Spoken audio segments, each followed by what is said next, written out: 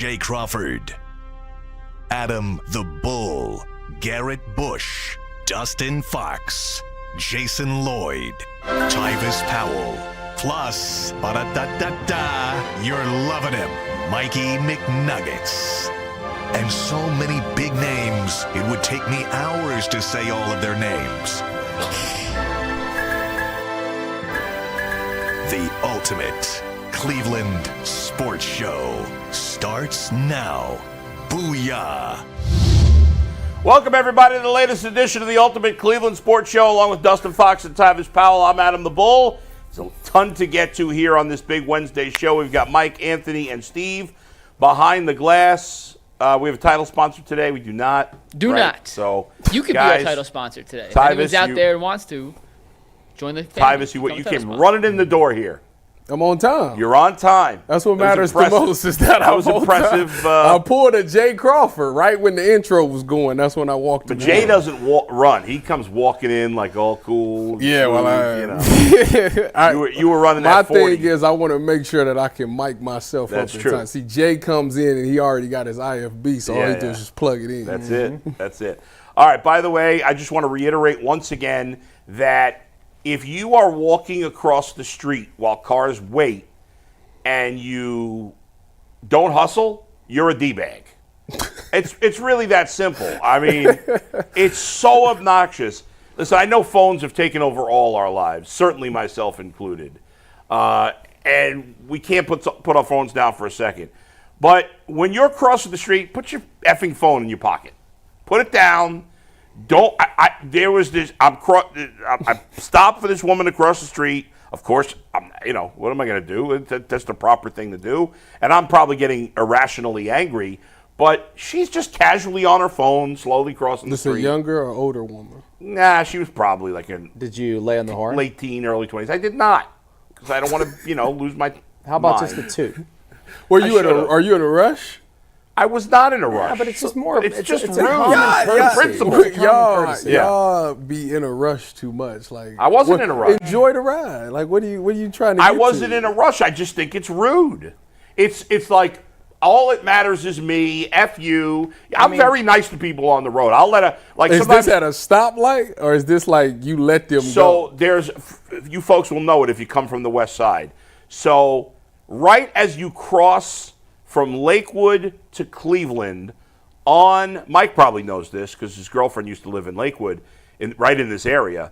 I can't think of the name of the street. 117th? Well, but what's the street? Lake? Lake, thank you. I couldn't think of it.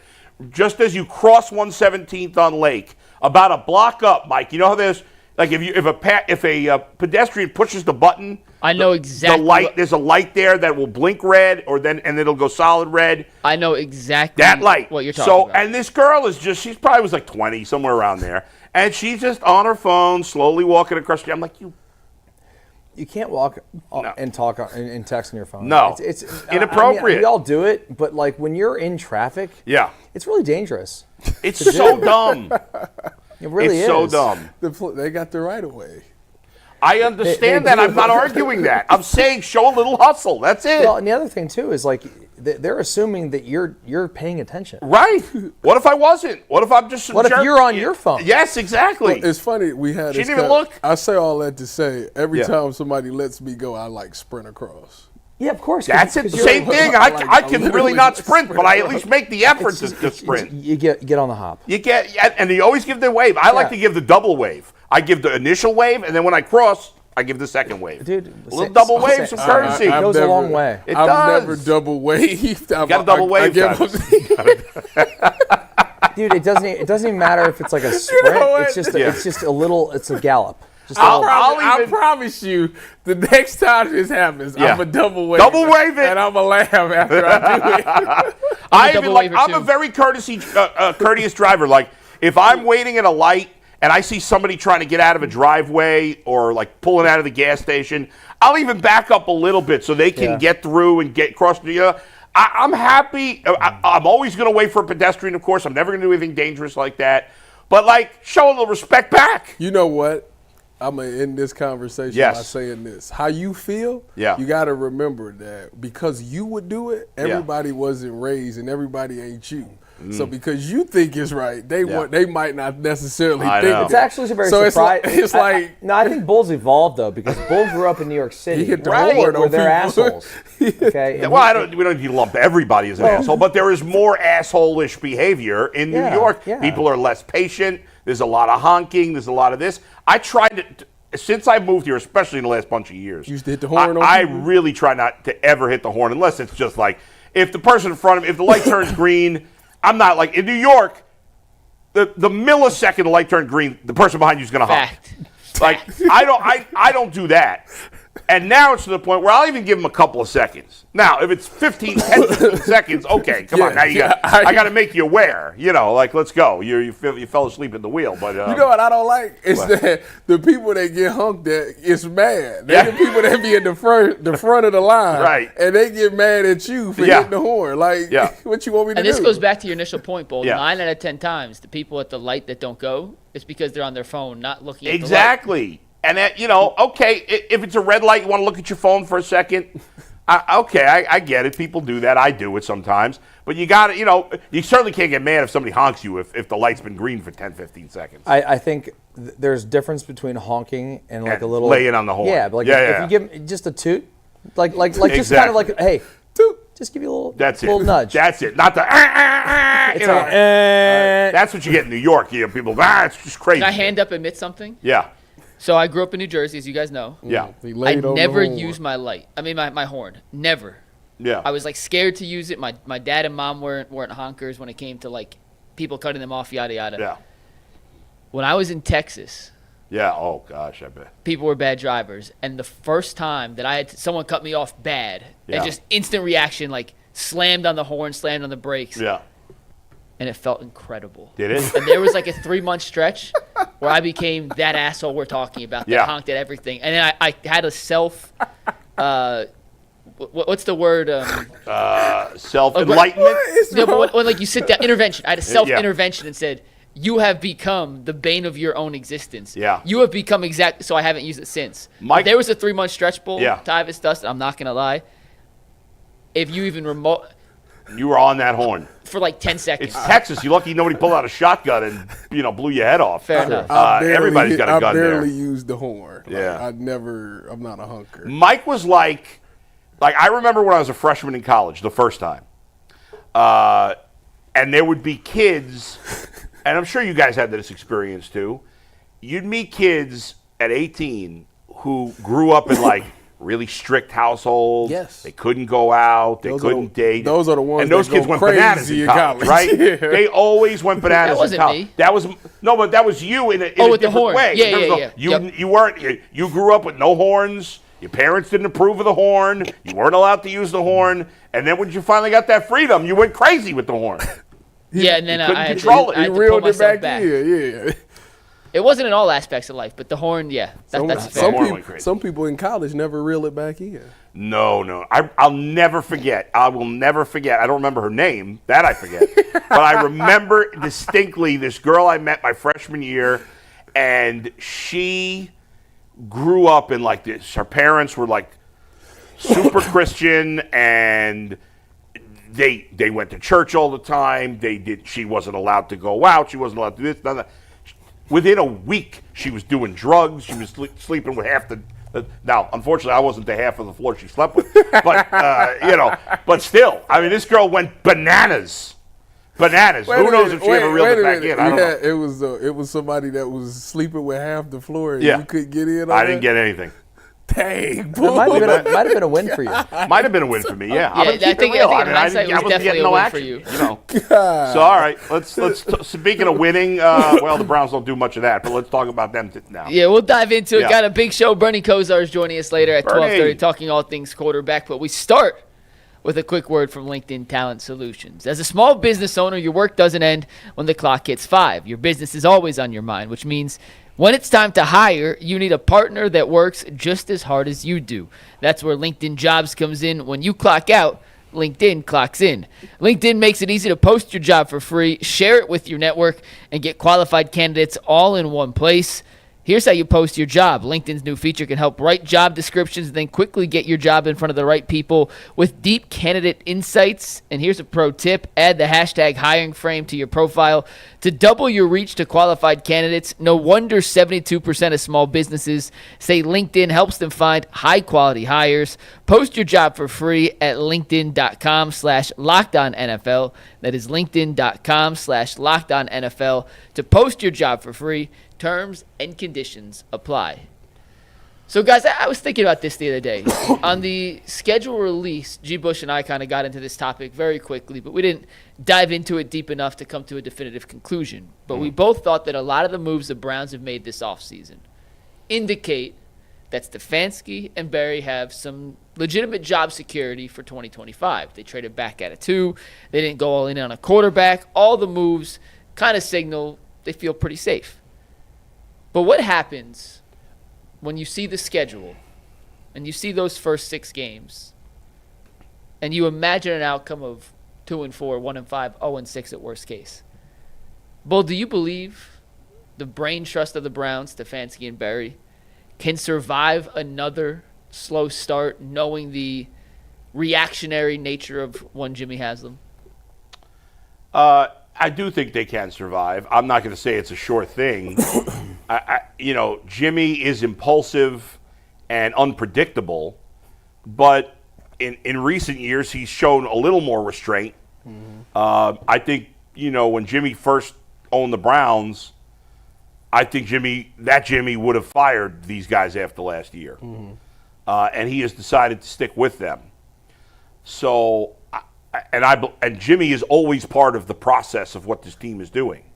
So he signed off on this plan not to take a quarterback at 2 and not to take Travis Hunter at 2 and do more to set yourself up potentially if the quarterbacks you took this year don't look like they're the future to get a quarterback in high in the first round next year with 2 first-round picks. So I think as of now, yes, I do agree that it seems like Kevin Stefanski and Andrew Berry have job security and that I don't think they're overly likely to get fired. But that old Jimmy is still in there somewhere. Like, he's not 100% changed.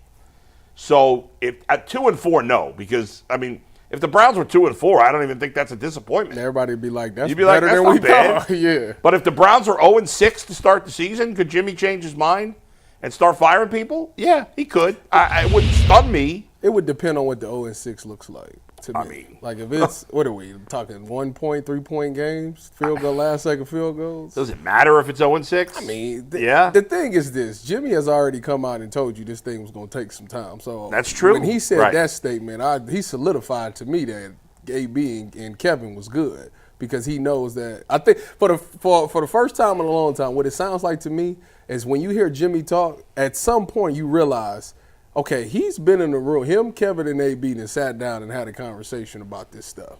Like, I don't think it's the outside influences anymore when he's talking. Like, I think he's actually taking the time to talk to his guys, and they're coming up with the plan of what it's going to be. So even when he speaks, he tells you a little bit more than what AB and Kevin will say, but at least it's all pretty much on the same line. They all aligned together with, listen, this thing's going to take a couple of years. We're trying to get back to some of the things that we were good at before, blah, blah, blah, blah, blah.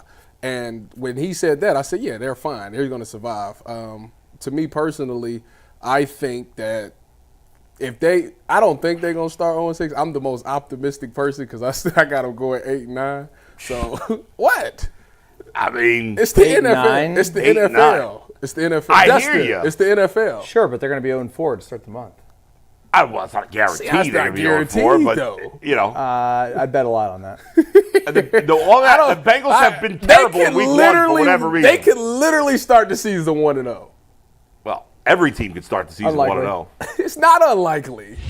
It is. It's really not, though. They're an underdog, so if it's not unlikely, you think it's likely? That they start 1-0? Yeah. You know what? Yeah. Given recent history, yes, I do. Because the Bengals are notorious for dropping the first game. That's true. And the Browns the Browns are notorious for losing the first game. That's true, too. Not when they play the Bengals. How many times have they beat the Bengals? It don't matter. It was 2 years ago the Browns won history. that game. with Deshaun Watson. Burrow. One of those. Come on. Cross over to this side. No, the Browns are not. Listen, when I try to think about predictions on a team, I say, okay, if they played this season 100 times, there'd be some outliers, right? Yeah, there'd be a couple of seasons. Maybe there's one time the Browns would go 9-8. A couple of times they'd go 8-9. A couple of times they'd go 0-17. But the largest percentage of those, if they played the season 100 times, would probably be the Browns ending up between 4 and 6 wins. Probably fair. Those three would make up the most scenarios. I like to live in that. So 8 is extremely. I like to live in that one. You know, Doctor Strange. You know how on the Avengers he goes like this. Yes. That's where I'm on the Browns. In the one. I got one. The 1 in a million shot. 8-9. All right, Dustin, what do you think about it? Do you buy that they have job security, these two guys? Yeah, I sort of do. I think the way that this draft played out kind of indicates that they've been told that they're going to be around. Like they're here for the rebuild. If they were going to start over with the organization in terms of like the roster and everything that they've done, everything they've built, they would have fired these guys after last season. Last season was an absolute disaster. I think that they definitely will be back for the 2026 season, no matter what. I mean, it would have to be a catastrophic failure for like an 0-17 year for them to get fired. I don't think that even if they start the season 1-5 or 1-6 or something like that, like they'll make a move, a quarterback, I'm sure, but I don't think that they're going to be gone. I don't see it, guys. Do you think it would be fair to bring in, like, say they start 0-6 and they say, you know what, y'all fire right away? Yeah. Would it be fair to bring in somebody else knowing that they still got to deal with Deshaun's contract and they really can't make no moves? I mean, you can always make moves. And How? We just talked about this yesterday. I mean, the Deshaun contract, if they cut him next year as a post June 1st, it's an $80 million cap hit. While high, that's not untenable as it would have been like now with a $180 million cap When hit. they cut Russ in Denver, it was an $85 million cap Right. hit. This is less, and the cap keeps going up. Yes. So, you know, the other if in theory you fired somebody, and the new GM is not really doing anything in the middle of the season, not much. You know, until next year. So that new guy would be kind of out from under. I don't think they fire him in the middle of this. I think they. I think it's fair. Listen, the GM's not going to get fired in the middle of the season. Maybe the coach got fired in the middle of the season, but I think we're all on the same page. I think we all think it's unlikely. Now there'll be fans that want it. G. Bush, if the Browns start 0-5, 0-4, 1-5, he's going to be screaming to get Stefanski out, and I get it. Did he say that? Well, no, I mean, I don't know that he said it yet, but we know him, and I know him. I mean, that's, you know. G said on the stream, and it was very funny. G's like, I probably shouldn't call for their job, but I know myself. 100%. I probably will. My other question I had to G, and I'm going to ask you guys this now, too. We all are kind of in agreement that the Browns have to figure out whether or not Dylan Gabriel or Shedeur Sanders can be their quarterback in the future. Yeah, and I don't know that you could find out certainly about both of them in 1 year. Well, and regardless of that, how much more difficult of an evaluation does that become if 6-7 weeks in you're making a change at play caller because you'd be firing Stefanski, right? Changing a whole offensive staff. Yeah, it would be bad for those. It doesn't, to me, it wouldn't make sense to make that change in the middle of the season when your main goal is to figure out if one of these two young quarterbacks can be your franchise signal caller or not. Right. It's a great point. I thought as well for you guys especially. I mean, you both played in the league. You both fought for jobs when you were at. Talk about what that would be like for. I mean, obviously you guys didn't play quarterback, but it would for be, a young quarterback to have to learn a new system in the middle of the season when he's a rookie. I think usually when they fire a coach, like the play caller, the guy that's taking over is going to probably be kind of similar to it. So it won't be as big of an adjustment. Now, now the following year, now you just learned all of that. It took you that long to get that. Next year, you got to learn a whole new thing with a whole new guy. Like that's when the confusion starts to take place because now this rookie has come in and he's learned the terminology. Like the terminology that Kevin is using, that's what he knows. And if you ship Kevin off and bring somebody else in, they're going to be speaking two different languages, and the hardest part is trying to get them to understand, all right, we might call it this with Kevin, but they call it this with that. So he's got to learn that whole new terminology to be able to communicate that to everybody, and that's where the confusion takes place. If they were to make a change, they would most likely stay with what they had. So maybe Tommy Reese would Yeah, be. Yes. I mean, I can't see that being a big thing in season. But Yeah. like once the season's over, yeah, this thing would drastically change for these young players. I just don't see it, guys. They're not going to make a move mid-year. The only way they would do that is if just it's Jimmy being overreactionary as he has been in the past. The But only way they it do it- doesn't make much sense. Like Jimmy, as you said, Tyvis, Jimmy said this is going to take a while. The owner said this is going to take some time. You have a tough schedule to start the year. Kevin Stefanski and Andrew Berry and Jimmy Haslam can say whatever they want publicly. They know they're not idiots. They know behind the scenes that this team is not that good right now. So if they get off to a bad start, you can't fire them for that. What did you expect? I mean, teams do that sometimes, but you have 4 quarterbacks in your quarterback room right now, and you don't even know who's going to be the starting quarterback. No, how can you no clue. fire these guys Yeah. when this is the hand they've been dealt? You know what I mean? And they've been here for how many years? This is their what? Fifth year? Yeah. It's a long time. No, this is the And the sixth year. Browns, This and is for the Browns, 2020, a long 21, time. 22, 23, Yep. 24. This is year 6. This is year Tyvis 6. and Dustin. Bull asked this on the show yesterday. I did a little research, and I couldn't find a good answer, so I'm guessing you guys won't remember. But can you ever recall a situation where entering camp, a team has had 4 separate quarterbacks that you believe could legitimately win the starting job? No. No. In Cleveland or just anywhere? Just Anywhere. Anywhere. No. Anywhere. I mean, you were at Buffalo with some bad quarterback situations. Was there ever 4 guys in a competition? No, 4 guys. No. That's usually, it's unheard of. usually it's 2. Yeah, I guess it's occasionally usually it's been just 3, 2. but even 3 is not very common. They have I can't even think of 3. right. 2 I mean, is- when do you have 4 quarterbacks? Does it happen in college? Like Ohio State, has it ever been a legit 3-way battle? no, I mean, how many is it a 2-way battle right it's now? always 2. Right. Even Never 3? not that I know of. Wasn't there a year with you in your time where there was 3 quarterbacks Yeah, in the but mix? Braxton was the starter. He went down. Yeah. JT was then it became JT and Cardell. Right. So, but it was never, as long as Braxton was healthy, he was the quarterback. Right. That's end of Yeah. conversation. So it was never. Yeah, I mean, this is crazy because you can't. You may have a favorite, or you may think one guy's more likely, but you could definitely make a case that all 5 have a chance to be starting week 1. 4. I'm sorry, all 4. Yeah. All 4 have a chance, and I don't think we've ever seen that. To be honest, it just kind of depends on how they view the season. Like, what are they using this season as? Yeah. Like I say, Jimmy. To be frank with you, I don't think Jimmy cares. 2028.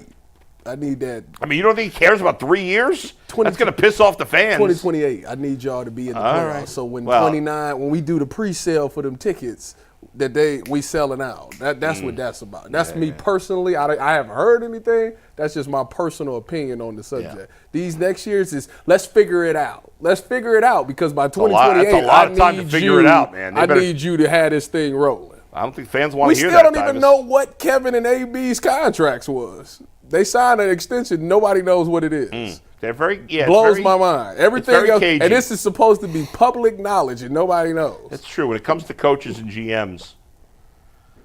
Go ahead, I Mike. still can't. We'll move on in one sec, Yeah. but it is crazy that this is year 2 of an extension now. We still have absolutely no idea in the world how long or what the extensions Yeah, were. when it comes It to just coaches feels and weird. GM stuff, it doesn't get out. I remember asking Chris Antonetti once on the air. I don't know if you remember this, Dustin. I asked him how many years he had left on his contract, and I didn't think anything of it. I thought it was a very reasonable question, and the Indians at the time were pissed at me that I asked him that question. Pissed. Is that like an out of bounds question? They thought it was. I didn't mean, think it do you think it is now? No. They thought I was insinuating that he should be fired, and I wasn't. I don't think I was at the time. I can't remember now for sure. But anyway, they were pissed at me, though. We ready to move on? Yeah, let's talk about – Tyvis mentioned the stadium and this – We're going to get to that. by the way, Jason has said the same thing Tyvis is saying. This is baloney. I don't want to hear this. They're waiting till 2028. Bull. That's ridiculous. You just said that they know that the roster's trash. I know that, but Okay. So well, you got to be able to turn it around in you got to wait till 2028. You got 3 Jeez. Why do you think it's so important for them to stack picks for the next draft? Yeah. That's when they trade these players, it's for the next draft. Yeah, I mean, Because they keep kicking it because they know 2027 to 2028, like we need to have something rolling. well, Fans are going to go anyway. Well, speaking of the stadium, that's what we're going for our next topic, which is brought to us by Buckeye State Credit Union. If you're unfamiliar with them, let me introduce you to the financial friend you didn't know you needed until right now. Buckeye State Credit Union is a local brand offering a wide range of products, from checking accounts to home equity lines of credit and auto loans. They have some of the lowest rates around and are committed to serving Northeast Ohio. The Cleveland location is in Shaker Heights, but they have 5 brick-and-mortar stores across the state. Buckeye State Credit Union is here to help make your life easier. They make banking more convenient, always putting the customer first, so you leave feeling cared for, valued, and respected. Connect, simplify, and adapt. Those are the core values that make Buckeye State Credit Union the right choice for you. For more information, head to buckeyecu.org. Buckeye State Credit Union, your money simplified. So, guys, it appears Mayor Bibb and the city are officially waving the white flag on trying to I don't agree that they're officially waving the white flag. You didn't take his comments yesterday. Well, but he still said in the article they're still continuing with the lawsuit. So that's not waving the white flag. Well, they're going to lose, but they're not waving the white flag. For anyone who hasn't seen the comments, real quick, Mayor Bibb sat down with Fox 8's I-Team. 2 of his comments were this. Quote, "There are more important priorities than the Cleveland Browns. We got to move on. If they go to Brook Park, God bless them, good luck. But by hell or high water, we are going to develop a lakefront our residents can be proud of." Boy, you don't take that as waving the white flag? No, I take it as he understands that they're going to lose, but I don't think he's completely. Again, if they were giving up 100%, they would end the lawsuit. Right? Why would they? If they were 100% given up, why wouldn't they just withdraw their lawsuit? They didn't do that. And the whole thing. Listen, I'm no lawyer. I don't know the ins and outs of some of this stuff. All I know is billionaires get what they want in the end, always, and they're going to have this stadium in Brook Park. Jimmy's going to pay for most of it. He should pay for all of it. At least he's going to pay for most of it. That's better than nothing. And the state is going to give him the rest. And we could debate all we want about the fact that, no state money should go or whatever. It's irrelevant. And we can get as mad about it as you want. It's happening here. So the city's going to lose. The county's going to lose.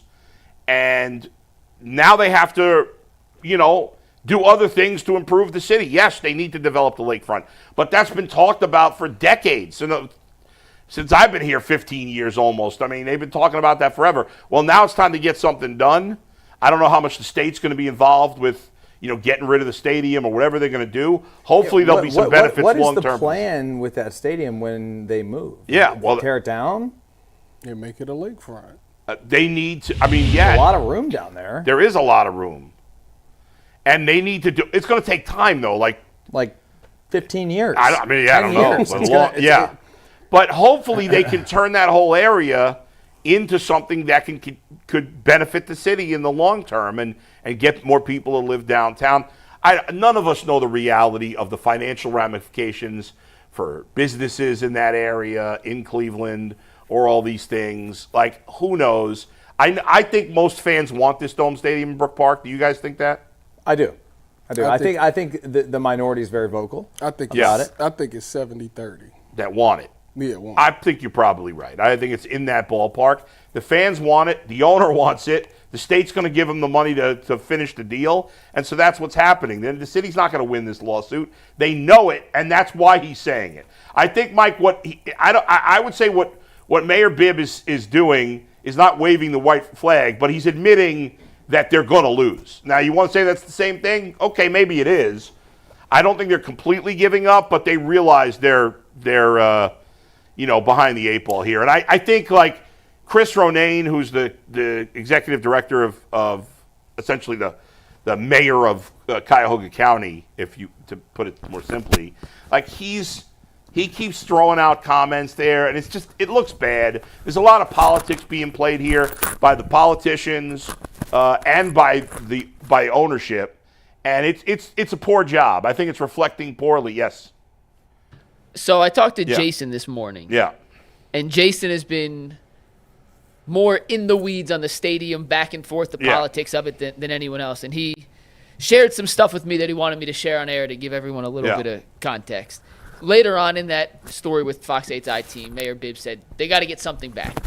They got to get something back from the Haslams if they're going to leave. They can't be left The city's put a lot of money into that stadium. Exactly. So they said we can't leave empty-handed. So Jason texted me and said, here's what I think is going to happen. I'm going to read these texts basically word from word from Jason. I already asked him if I could. He said yes.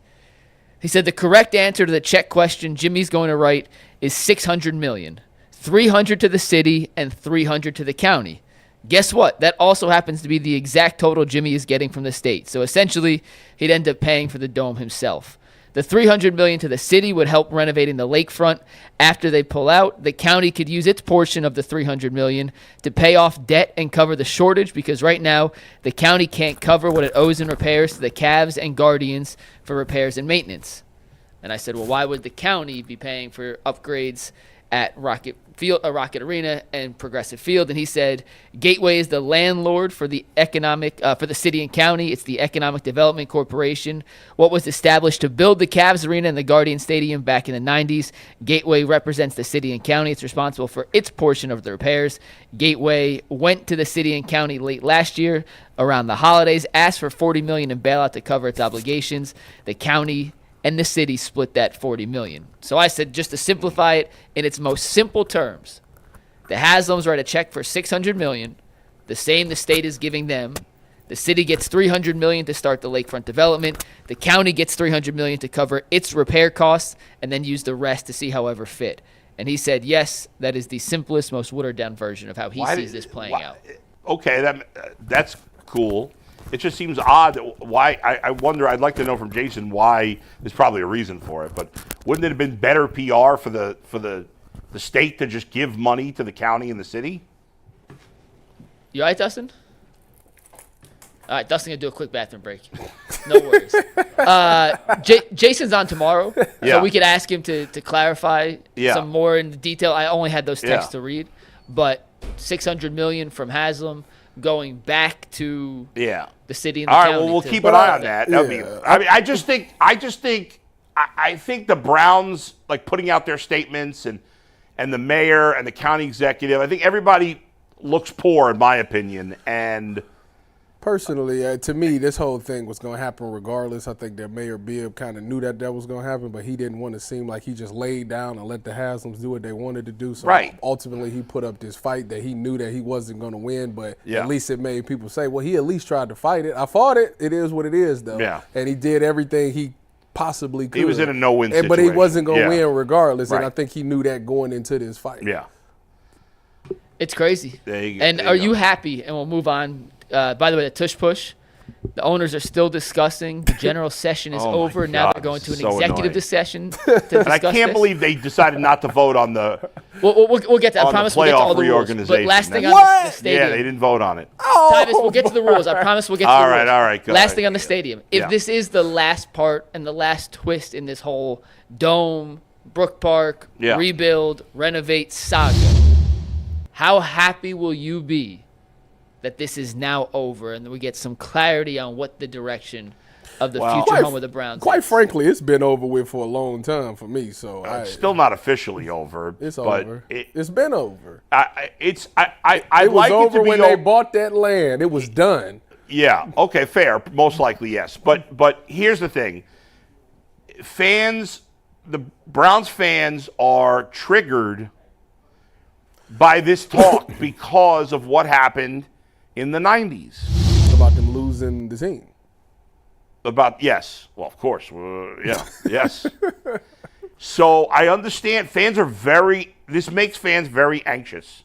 That they're going to lose. They're not losing the team. That's easy for us to say, and we know that's true. But any conversation with anger between owner and government, and it makes people antsy. And so I get it. I get why people are a little stressed out right now. It does look like this is going to be settled. They are going to move to Berea. Or Brook Park. It's that simple. And again, there probably are some negative ramifications of this for some of the businesses in Cleveland, and that's unfortunate. None of us know or what the truth is. You're not going to get you're not going to get honesty from either side on this. The Browns are not going to be honest about it. The part that government's not going to be. The part about it all that I just don't like is the fact that the city is playing victim here. Like, they just deciding to up and leave. When the truth of the reality is, they said the Browns came to them years ago, like 10 years ago, trying to get new things done with the stadium because they knew that the old stadium wasn't good. And they've been trying to do this for years, and they just continue to push it off and say it is what it is. And now it's a little more complicated than that, Tyvis. But I'm saying, if that's generally what happened, that's their own fault. But again, it comes down to the fact that it's insane that billionaires get handouts. When there's people living on the street, there's kids that can't afford things. If he paying for this thing himself, what's the problem? We're cutting school. Well, you're talking about in the city. All right, it would have cost more to build it here. No, they said it would. What was it? $1 billion renovations or something? If they would have stayed, it was over $1 billion. I forget the exact number. They would not have stayed. They wanted a new stadium. I don't believe for a minute they would have stayed. He wants a new stadium. He wants what all these other teams get. We'll see if he actually doesn't pay anything out of his pocket. If he doesn't, then good for him. He can do whatever he wants. But every billionaire should pay for their own stadium. It's insane that school lunches are cut all over the country and all these people are living on the street and that cities and states will give handouts, to billionaires. It's just we live in a crazy world, but it is what it is. Go ahead, Mike. Well, Dustin stepped out, but he's back. Dustin, are you glad this stadium saga could potentially be finally behind us? Yeah, I mean, to me, it's silly. It's like we all assume it's going to happen. Yeah, it's happening. And this little fight that the city's putting up, I think it's more of a PR thing than anything. Like Mayor Bibb has to know this is going to happen.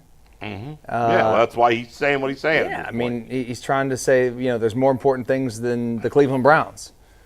Yeah, there are. Yeah, there are. And this is a fight that you're probably not going to win. So might as well use your resources elsewhere. It's kind of what he's saying. Right. It's kind of what he's saying.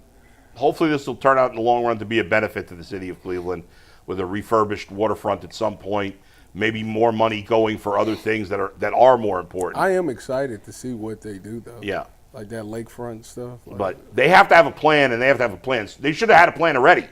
I don't want to hear about, we're thinking about this. We're doing you've known this was coming. Where's the soccer team going? Ain't they building the thing? Around where Progressive Field is. On on East 9th.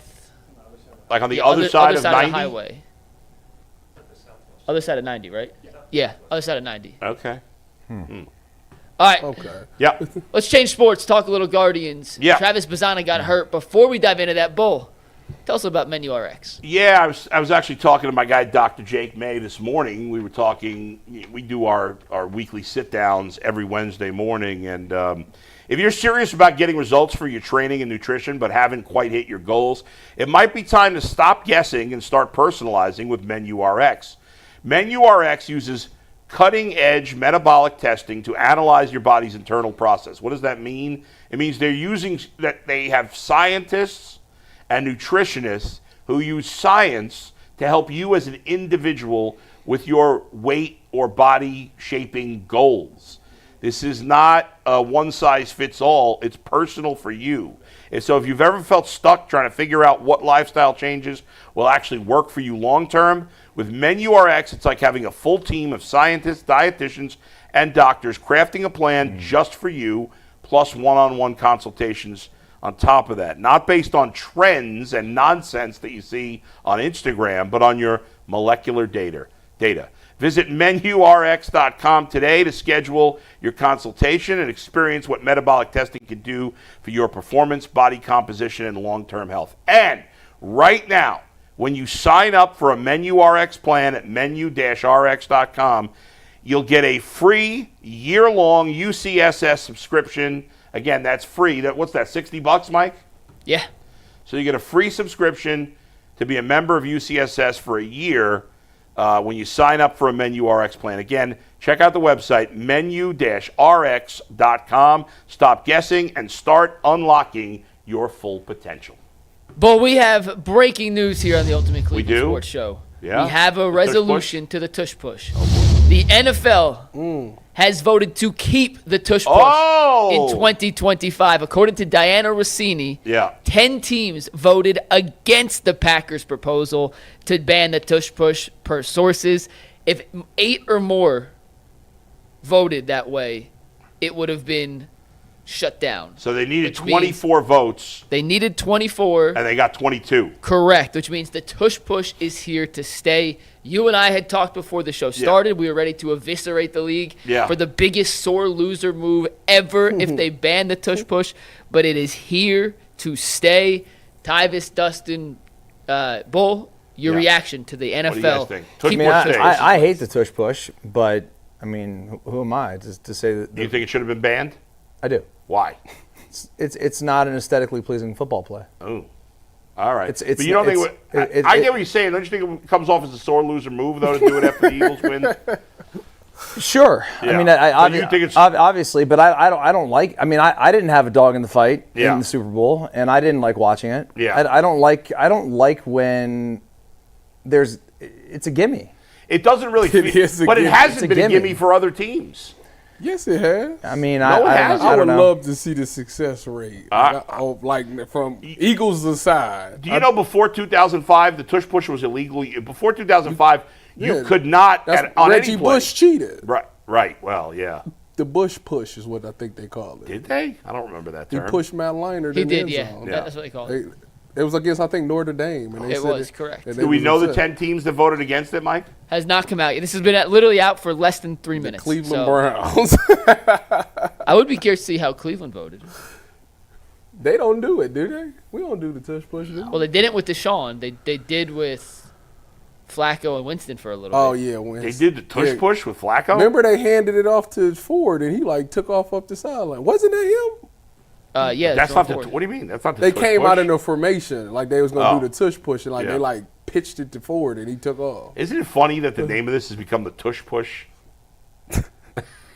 I do want to know. I will say. Now, what they call it? Brotherly shove. Yeah. I will say, to your point, Dustin, it doesn't feel like a football play. To me, it looks like a rugby play. Yeah, it really is. And we're not playing rugby. We're playing American football. No. I just thought it was a sore loser move to vote against it just because you couldn't stop it. And the other teams are not as good at it. I mean, maybe there are some other teams, but you don't really hear it talked about as a regular thing with anybody else. For the Eagles, it's a guarantee. I mean, they get it every time. Yeah, I mean, honestly, the Eagles could probably line up and run it, every 10 times in a row. That's what they should do to start the season. I'd laugh. Just run it 10 times. Just do it like the first whole drive. Yeah. The Eagles last year converted 39 of 48 tush pushes. Oh, wow. They actually failed 8 times. 9 times. 9 times. That's about 80% right there. I didn't know that. I thought they were. The only way you're gonna do it is you got to time the snap. Yeah, but how many of those is the down and distance the exact same on all of those? Probably no, not. I just Googled because sometimes they do it in 4th and 2. By the way, the Eagles' tush push success by year since Nick Sirianni took over. In 22, 92.3%, 23, 92.5%, 24, 82.4%. They figuring it out. All right, so you got to went down a little bit. You got to time the snap and jump over and tackle the quarterback, like Troy Polamalu. Yeah, I wonder if part of the reason they went down is because Jason Kelce retired and he wasn't. The center is one of the most important parts of that, and maybe that's why they weren't quite as good last year. They center didn't make the Pro Bowl this past year? I have no idea. He did, but he's not. I mean, he's not Jason Kelce. He's still not Jason Kelce. Yeah, the guy has all that experience. Kelce apparently was at the owners' meetings to make the argument for keeping the tush push, and I don't know if that made the difference for any teams. Probably not, but ultimately it doesn't. I mean, do you like it? I hadn't really thought about it like that. It's not aesthetically pleasing. I do agree with you. I do think it's not really a football play, but I just didn't love the idea of other teams saying, well, we can't do it. They can do it. So I'm going to take my ball and go home. Yeah, I don't like that attitude. Yeah. I mean, if that's the attitude these teams have, and clearly Right. it is for the teams like the Packers that, obviously push for this to be banned. Yeah. I get that. That's kind of a sore loser mentality. Yeah. I just, as a football fan, don't like it. I don't like the new kickoff either. I hate the new kickoff. I mean, the new kickoff's so bad that they don't even show it on TV. They only show when the ball's kicked. Yeah, that's true. Dustin and Tyvis, I have a question Yeah. for you guys. Yeah. One of the reasons that teams said they were in favor of banning the tush push was it was a health risk. Oh, whatever. They're full of crap. And I haven't seen it. I'm genuinely asking because Yeah. I don't understand that. I have yet to see like data that points to why that play is any more or less dangerous than any halfback dive or fullback dive on 4th and 1, 4th and inches. Can you, as former NFL players, explain why that may put guys in a more? I guess because you're going low vulnerable and, decision? and these guys are submarining at the line of scrimmage. I neck think and head injuries. Yeah, I mean, is on the table. neck, head, obviously, and then also the lower extremities because if you're getting into somebody's knees or ankles, there's a lot of ligaments and things that could be damaged. Certainly a factor. That wasn't my priority when I thought about it. I just thought that it's just kind of not really a football play. I just don't think that other players should be pushing it. Right. Is it any more dangerous, the things you mentioned, is that any more dangerous, though, than a traditional quarterback sneak on 4th and inches? I mean, aren't you trying to get low in that situation, too? Yeah. Yeah, I guess that's a different story. I mean, the quarterback's trying to find a little bit of a gap between the center and the guard, or going up or going low. I mean, there is a bit of a skill to that. Yeah. Tom Brady was and remains probably the all-time best at the quarterback sneak, and he wasn't the most athletic guy. Yeah, might have been the least athletic guy. Yeah. By the way, if you had banned the tush push, I think that created some other stuff because there are other plays where running backs running, forward progress gets and stopped. then looks like, and then the offensive linemen start pushing the pile. That happens quick, down the field too. The game when Deshaun had that second half against Baltimore. Yeah. The defining play of that second half, in my opinion, was I think it was Jerome Ford got stuffed and the Browns pushed him 9 yards forward. Right. Like plays like that would have been banned too because the rule would have banned any player from pushing a teammate forward. Although, again, I don't know that I'm against that. After Dustin's point, because those really don't feel like football play. Like offensive linemen going 5 yards downfield to push a running back for a first down doesn't really feel like a football play. But I don't know. I have no issue with it. There are so many changes. Can we do other plays? Like, can we run like a toss sweep? And then have like 3 guys behind the guy catching the toss, and then they just push him right. I guess they could. They could. Yeah. I have a stat for you guys real quick. Yeah. So Jory Epstein came on the show, I think it was last week. Yeah. She has her article up. It was previewing today's vote. Mm-hmm. The Eagles and Bills have run the tush-push play more than any other two teams the last 3 seasons. Right. Those 2 teams, their success rate on the tush-push combined, so 6 seasons total, 87% success rate. The rest of the league success rate, 71% was the average. Which is still pretty high. So, but it's not unstoppable, is the point she was trying to paint there. Not unstoppable. Difficult, but not impossible. Yeah, but I just wonder, you know what the thing is, though? Like, let's say, so the Eagles' success rate is probably what, 91% over the last 3 years? 92, 84. Okay, so that probably averages out to about 89, 90 maybe? 88, yeah, 88. Let's say 90, all right? If Jalen Hurts on all those plays just did a traditional quarterback sneak, how much lower would his successful percentage be? I don't know that it's going to be that much lower. But I guess I mean, you wouldn't be doing it on 4th and 2. It'd be like 4th and inches. That's true. So that's if that's the case, that's fair. yes, you would. The success rate would be the same. The success rate on 4th and 2 is probably not 90%. As opposed to is that stat just any time they did the tush push? Yeah. Or is it specifically 4th and 1? Just anytime they did the tush push. Yeah. That's probably where that 13% at is. They tried to do it 4th and 2. Right. Or 4th and 2, 4th and 2 and change. Let's just talk about the other NFL. Real quick, and then we can talk about the other rules. Yeah. Schefter just tweeted out, not the whole list of teams that sided with the Eagles to keep the tush push, but 4 other teams have been named being against banning it, so in favor. Can you guess the 4 teams we know so far? Oh, my God. Buffalo. Nope, not Buff. How would we? Baltimore. You're right. So random. Baltimore's one of them. Yeah. The Patriots, the Jets, and the Lions. Okay. You're right. You never would have guessed that. But. I mean, it's completely random. Well, so was in your comedy show when we were supposed to guess that the guy. That's true. And And then I admitted that. Yeah, you're that was right. Part of the shtick Sometimes that I in the said, minute how the hell you would think you it's a know good that? idea. Other rules, real quick. They took the tabled the discussion of reseeding for playoffs. I heard off the table. I heard that they're. Why did they do that? I heard that they're waiting. They want to wait till they go to the 18-game schedule to do that. Because when they go to the 18-game schedule, you're going to play all but 4 teams in your conference, and they feel like it's more balanced within the conference. I don't know. I thought they should have changed that years ago. I'll tell you something else I've been talking about for 2 years that they should do, maybe longer. Let's get rid of the penalty when they throw the ball down the field and the offensive player got to come back because it's an underthrown ball and it causes a pass interference. Throw it out. Yeah, well, I think one of you guys said Throw it getting out. rid of the automatic first down on I that. can't stand it. Throw Yeah, it out. That's true too. But no, I want to see if they do. They pushed back the extra point because they thought it would make it a better football play because you might be able to miss the kick, right? Oh, And it not a is. guarantee. it's been a great role change. I'm It about has to been a say, great- they Here- are missing. Here's another rule change that would make the NFL better, and it's not even close. They changed the rule today. So when they went to the stupid new kick system, which nobody really understands, I still don't get it. right? Part of the rule is Yes, you do. They took the collisions out. part of the rule. No, I don't understand the zones. Yeah, Where yeah. the ball It's- drops and stuff. I don't get that. Boy, what are you talking about? Like I there's don't different even know what rules you're about where talking you get the about. ball. See, you don't know either. But wait, forget it. Doesn't matter. Yeah, we'll That's talk right. about it in a minute. Go ahead. So last year, you could only try an onside kick if you were losing in the fourth quarter. Mm-hmm. They changed it. Now you can try an onside kick as long as you're losing any time in the game. Oh, Okay? that just got that changed. just got changed. But here's the thing. They should get rid of the onside kick. It's never successful anymore.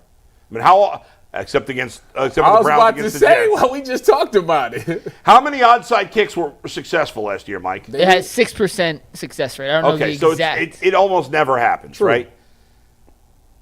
They should do, and I'm not sure of the exact yardage. What Fourth would be and the 15. A 4th and 15, a 4th and 20, At whatever the it is. 25 or If whatever. you get the first down, you keep the ball.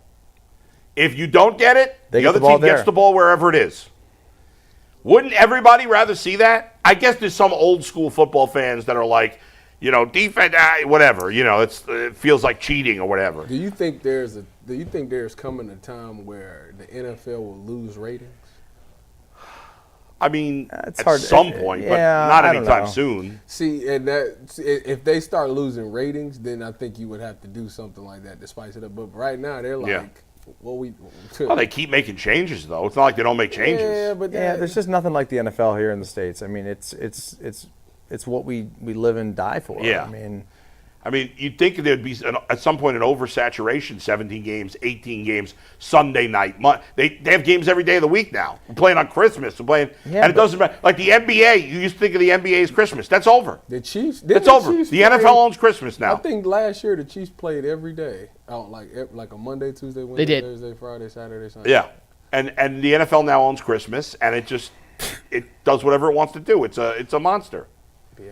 So at some point in our lifetime, maybe things will turn a little bit, but I just can't. it feels see, impossible right now. I just can't see it. I mean, unless something really bad happens with like injuries or something. I don't even think that would do it. know- I think the only thing that could hurt the NFL is if there was proof that like there was a massive fixing scheme. Which why the NFL would do that No, would they be would- so they- beyond they- stupid. You have nothing to gain and so much to lose. But outside, that's the only thing to me that I could see. You know what the wildest game that was ever been scheduled in my lifetime? What's that?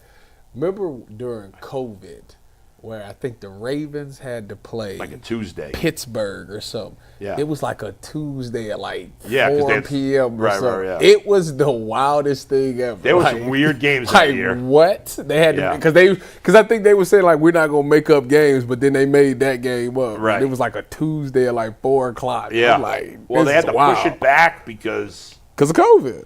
I think somebody yeah, get too COVID many- or something? I think too many guys on the team had COVID. I don't remember what the hell it was.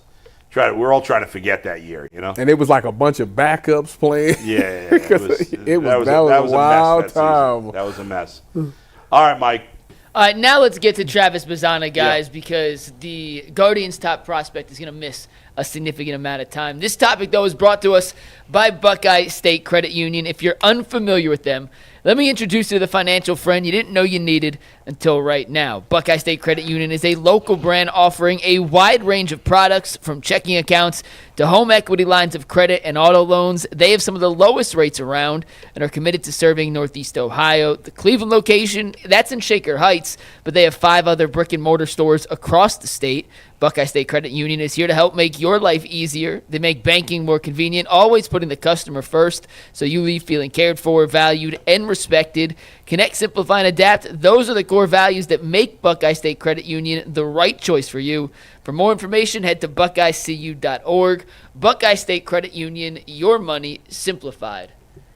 So, guys, the Guardians got the unfortunate news that Travis Bazzana is going to miss 8 to 10 weeks with an oblique injury he suffered earlier last week. He's just the latest of top Guardians prospects to find his way to the injured list. And, Bull, he was having an up-and-down season with the Rubber Ducks in Akron. What does this injury mean for his future when he makes it to the pros, to the Guardians? Does this end his season? Give us a little insight on how to do this oblique injury. It doesn't. I mean, for his long-term future, it doesn't really change anything. But he's not going to play in the major leagues this year. That's out the window. I mean, he'll be back in probably August, and he's going to be rusty because he wouldn't have played for 3 months. And so they're not going to call him. They're not going to just call him up in September. I'd be shocked. We used to see more of that in the big leagues. Top prospects coming up for a cup of coffee in September. But that's not how the Guardians operate, especially these days. So if you want to get pissed that the Guardians are not calling up their top prospects, this will piss you off more. We're probably not going to see him till at least May of next year in the major leagues. He's not going to make any progress this year. As you said, he was not happy. He was playing, well at Double-A, but not killing it, where they had to move him up to Triple-A or had to call him up to the majors. So it obviously sets him back half a season. And for the Guardians, they're going to slow play it like they do with a lot of these young guys. And so I don't think we'll see him in the big leagues now, I would guess, till May of next year. And that's if he gets off to a great start next year. I mean, I guess it's possible he could be up here in September, and it's possible he could be up here to start the season next year. But if I had to bet right now, I'd say neither of those things happens. I thought he'd definitely be in the big leagues at some point this year, but that's out the window. And an oblique injury for a baseball player is terrible. Because when you swing, it's all torso movement. Yeah. I mean, the swing, the throw. I mean, everything. Everything. You use your obliques for everything in baseball. 100%. I mean, I think some people think like, oh, you're just using your arms to swing. No, that's where you get a lot of power from your core. Yes, 100%. And so 8 to 10 is an estimate. And what's he going to? That gets us to like August. I mean, what's he going to be like then? I mean, he wasn't on the verge of a promotion anyway. So I'll be shocked if we see him before May or June of next year. I know it's disappointing for a lot of fans because you see in Caglione, who was a top 10 pick last year, is killing it. They promoted him to AAA. He got a couple of hits in his first game in AAA, and he might be in the big leagues with Kansas City before the end of this year. Is Travis Bazzana going to start in Double-A next year, or you think he's starting AAA? Probably start in AAA, I would assume, next year. But I guess it depends what he does when he comes back. If he plays, I could see him being in AAA before the end of this season still, even with his injury. Okay. If he comes back and he's playing well in AA, they might put him in AAA by the end of the year. But the minor league season ends earlier than the major league season. So the minor league regular season ends I think the second week or around September 10th, something like that, as opposed to, in the majors you go to the end of September or the first couple of days of October. So now if the team makes the playoffs, I don't know where Columbus or Akron are in standings. Well, I tell you what, if he makes it back and he goes to Columbus and my boy John Kinsey continues to struggle and he go back down to man, I'm getting season tickets for the rest of the season because I can't miss that. John Kinsey might be in AAA by today. Have you heard? Did you are see the Guardians actually playing today? We'll find out. They got the game suspended on Monday. It's 2-1. Yesterday, the suspended game and the regular game both got rained out. And I saw it was supposed to rain. They're supposed to again try to play the suspended game and then play another game today, but there was supposed to be rain in Minnesota again today. Lane Thomas has got to be just about ready to come off the IL. He'll probably come off the IL in the next 2 days. Did I see David Fry batting in AA? I don't know where he is, but he's starting a rehab assignment, yes. I can't remember where. Is he in Akron, David Fry? I don't remember where they put him in his rehab assignment. I think I seen but it he'll on be Twitter back. yesterday. He'll be back by the middle of June. How you think that's going to Yeah, affect he's with Akron, by the way. He's in Akron. How you think that's going to affect the lineup with Carlos Santana and I Kyle think you got to still Manzardo? play Bazzana every day. So No. Manzardo, not Manzardo. I'm about to sorry. say Bazzana. Yeah, You still got to play Manzardo every day. They might sit Manzardo against a real tough lefty. I wouldn't do it. They've done it occasionally. He's actually hit better against lefties this year than righties. So I'd play him every day, and I would consider moving on from Carlos Santana. I don't think they're going to do that, but when Fry's ready to come back, he can only DH. That's it. So, if he's going to play, you got to put Manzardo at first base. I mean, Santana's 39. He's hitting for no power. His OPS stinks because he has no slug. He got no extra base hits, or very few. So I think if Santana continues to do nothing for the next 3 weeks while Fry is rehabbing, I would probably DFA Carlos Santana. I'd move on from him. Dang, I don't know that they're going to do it, but that's what I would do. I'd send John Kenzie down with Lane Thomas. I would have called up C.J. Kafis already. He was one of their top prospects. He killed it in AA. They promoted him to AAA. He's been great there in Columbus. He should be up here. I'd get rid of Brennan. I'd option Brennan. I'd option John Kenzie. I'd activate Lane Thomas. I'd call up Kafis, and then when Fry comes back, I'd DFA Carlos Santana. What about Juan Brito? Juan Brito's still coming back from injury. Oh, I don't know what's Juan Brito's status right now. I'll look up Brito in 1 sec, but with the Bazzana news, and I understand a lot of this is completely out of anyone's hands. Unfortunate oblique injury. He hurt it on a swing. Yeah. So just a freak incident. But DeLauder has dealt with injuries the entire time he's been here. Yeah. Valera apparently can never be healthy. We've heard his name for 4 years now. I mean, he was a guy kind of off the radar list. That when we started the show, he was the one we all wanted to see. Yeah. Bazzana now with an oblique. It just seems like all the Guardians' top hitting prospects, for one reason or another, and once again, to no one's fault of their own, seem to undergo these kind of there's been a lot of these injuries that prohibit us from getting a chance to see what they really got. Kafis has been healthy. Let's go. We're getting no production out of right field. Who'd you want to look up? Juan Brito? Juan Brito. I know he was dealing with an injury too. I don't know if he's back yet. I can't remember, but I think he's still on the shelf. Because I can't remember what his injury was, but he's out for a while. Yeah. He's a thumb injury. He hurt it on a slide. Yeah. He's out 8 to 12 weeks, and that happened mid-April. So. Yeah. So. With a thumb? Can we bring up Aaron the Bull? Heard he's having a hell of a run. He's batting .600 on the year. I think so I'm on the All-Star committee. So this is really cool. For the first time ever, Rocky River Little League is playing Westlake Little League in an All-Star game.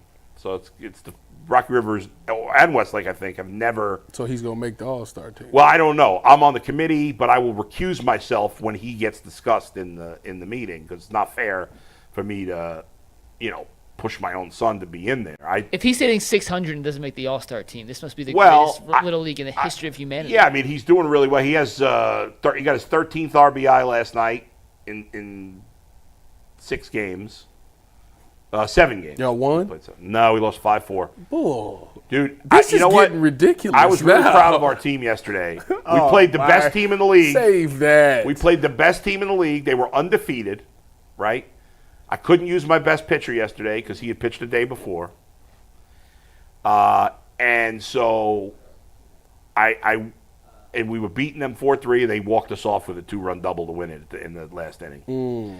So it was a good performance. Again, that team had crushed every other team they played, and they beat us by 1 run. And y'all record is? It was progress. What's your record on these? We are 2-5. So we're off to a slow start. But It's not how you start, it's how you finish. Did you start off slow last year? We did. And then you turned it around. We did not. I mean, we turned it around a little bit, but listen, I'm coming off a fall ball championship, so I'll take that. You packing it in, is what you said. No, I think we're going to be all right. We just got some young kids that are finding their way, but we played a really good game yesterday. We just couldn't get it done. Can't win them all. Is it possible that you could get fired from manager? This is impossible. Is Aaron playing first base? He's playing first base, yeah. They about to call for Bull's job. No, nobody's calling for the job. All the hours I put into it, nobody else wants to put that kind of time.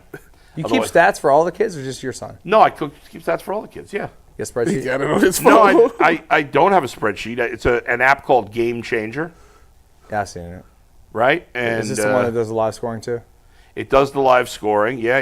And, here's the stats. Who runs it during the games? One of my assistant coaches. Yeah. So Is it actually, easy? Is it easy to use? it is very easy, yeah. Our leading You guys hitter. stream the games too, or no? No, but you can hear like an AI audio generated play-by-play if you're following it. Pitch by pitch? I don't know if it's pitch by pitch. I haven't actually listened. I've been blown away by this technology because I have some friends who have kids who play, Pee Wee ball. Right. And, sometimes the parents can't go to the games or they got stuff Right. going on. Well, they can, live. There can be there's a video option. We don't do it because Yeah, I don't I've have seen anybody I've to seen the videotape video it. option, yeah. But in theory, yes, you can have the set game. up a camera behind home plate. Yeah, set up a camera, and you can just do a phone camera. Yeah.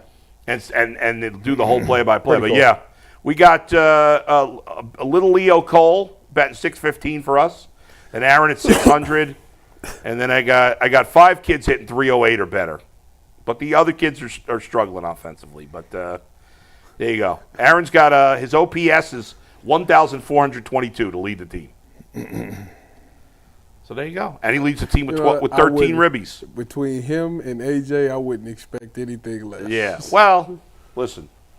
Is he I'm coming proud to of him. Not just because he's doing well. Is he coming to the softball game this year? This year he'll come. I was really proud of him. Forget how he's hitting, and he's really made a lot of progress this year.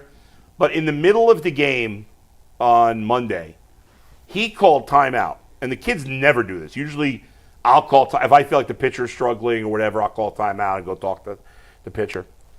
I've never seen a kid do this before. But Aaron, at one point, our pitcher was kind of losing his cool because there were some errors behind him and he was getting frustrated.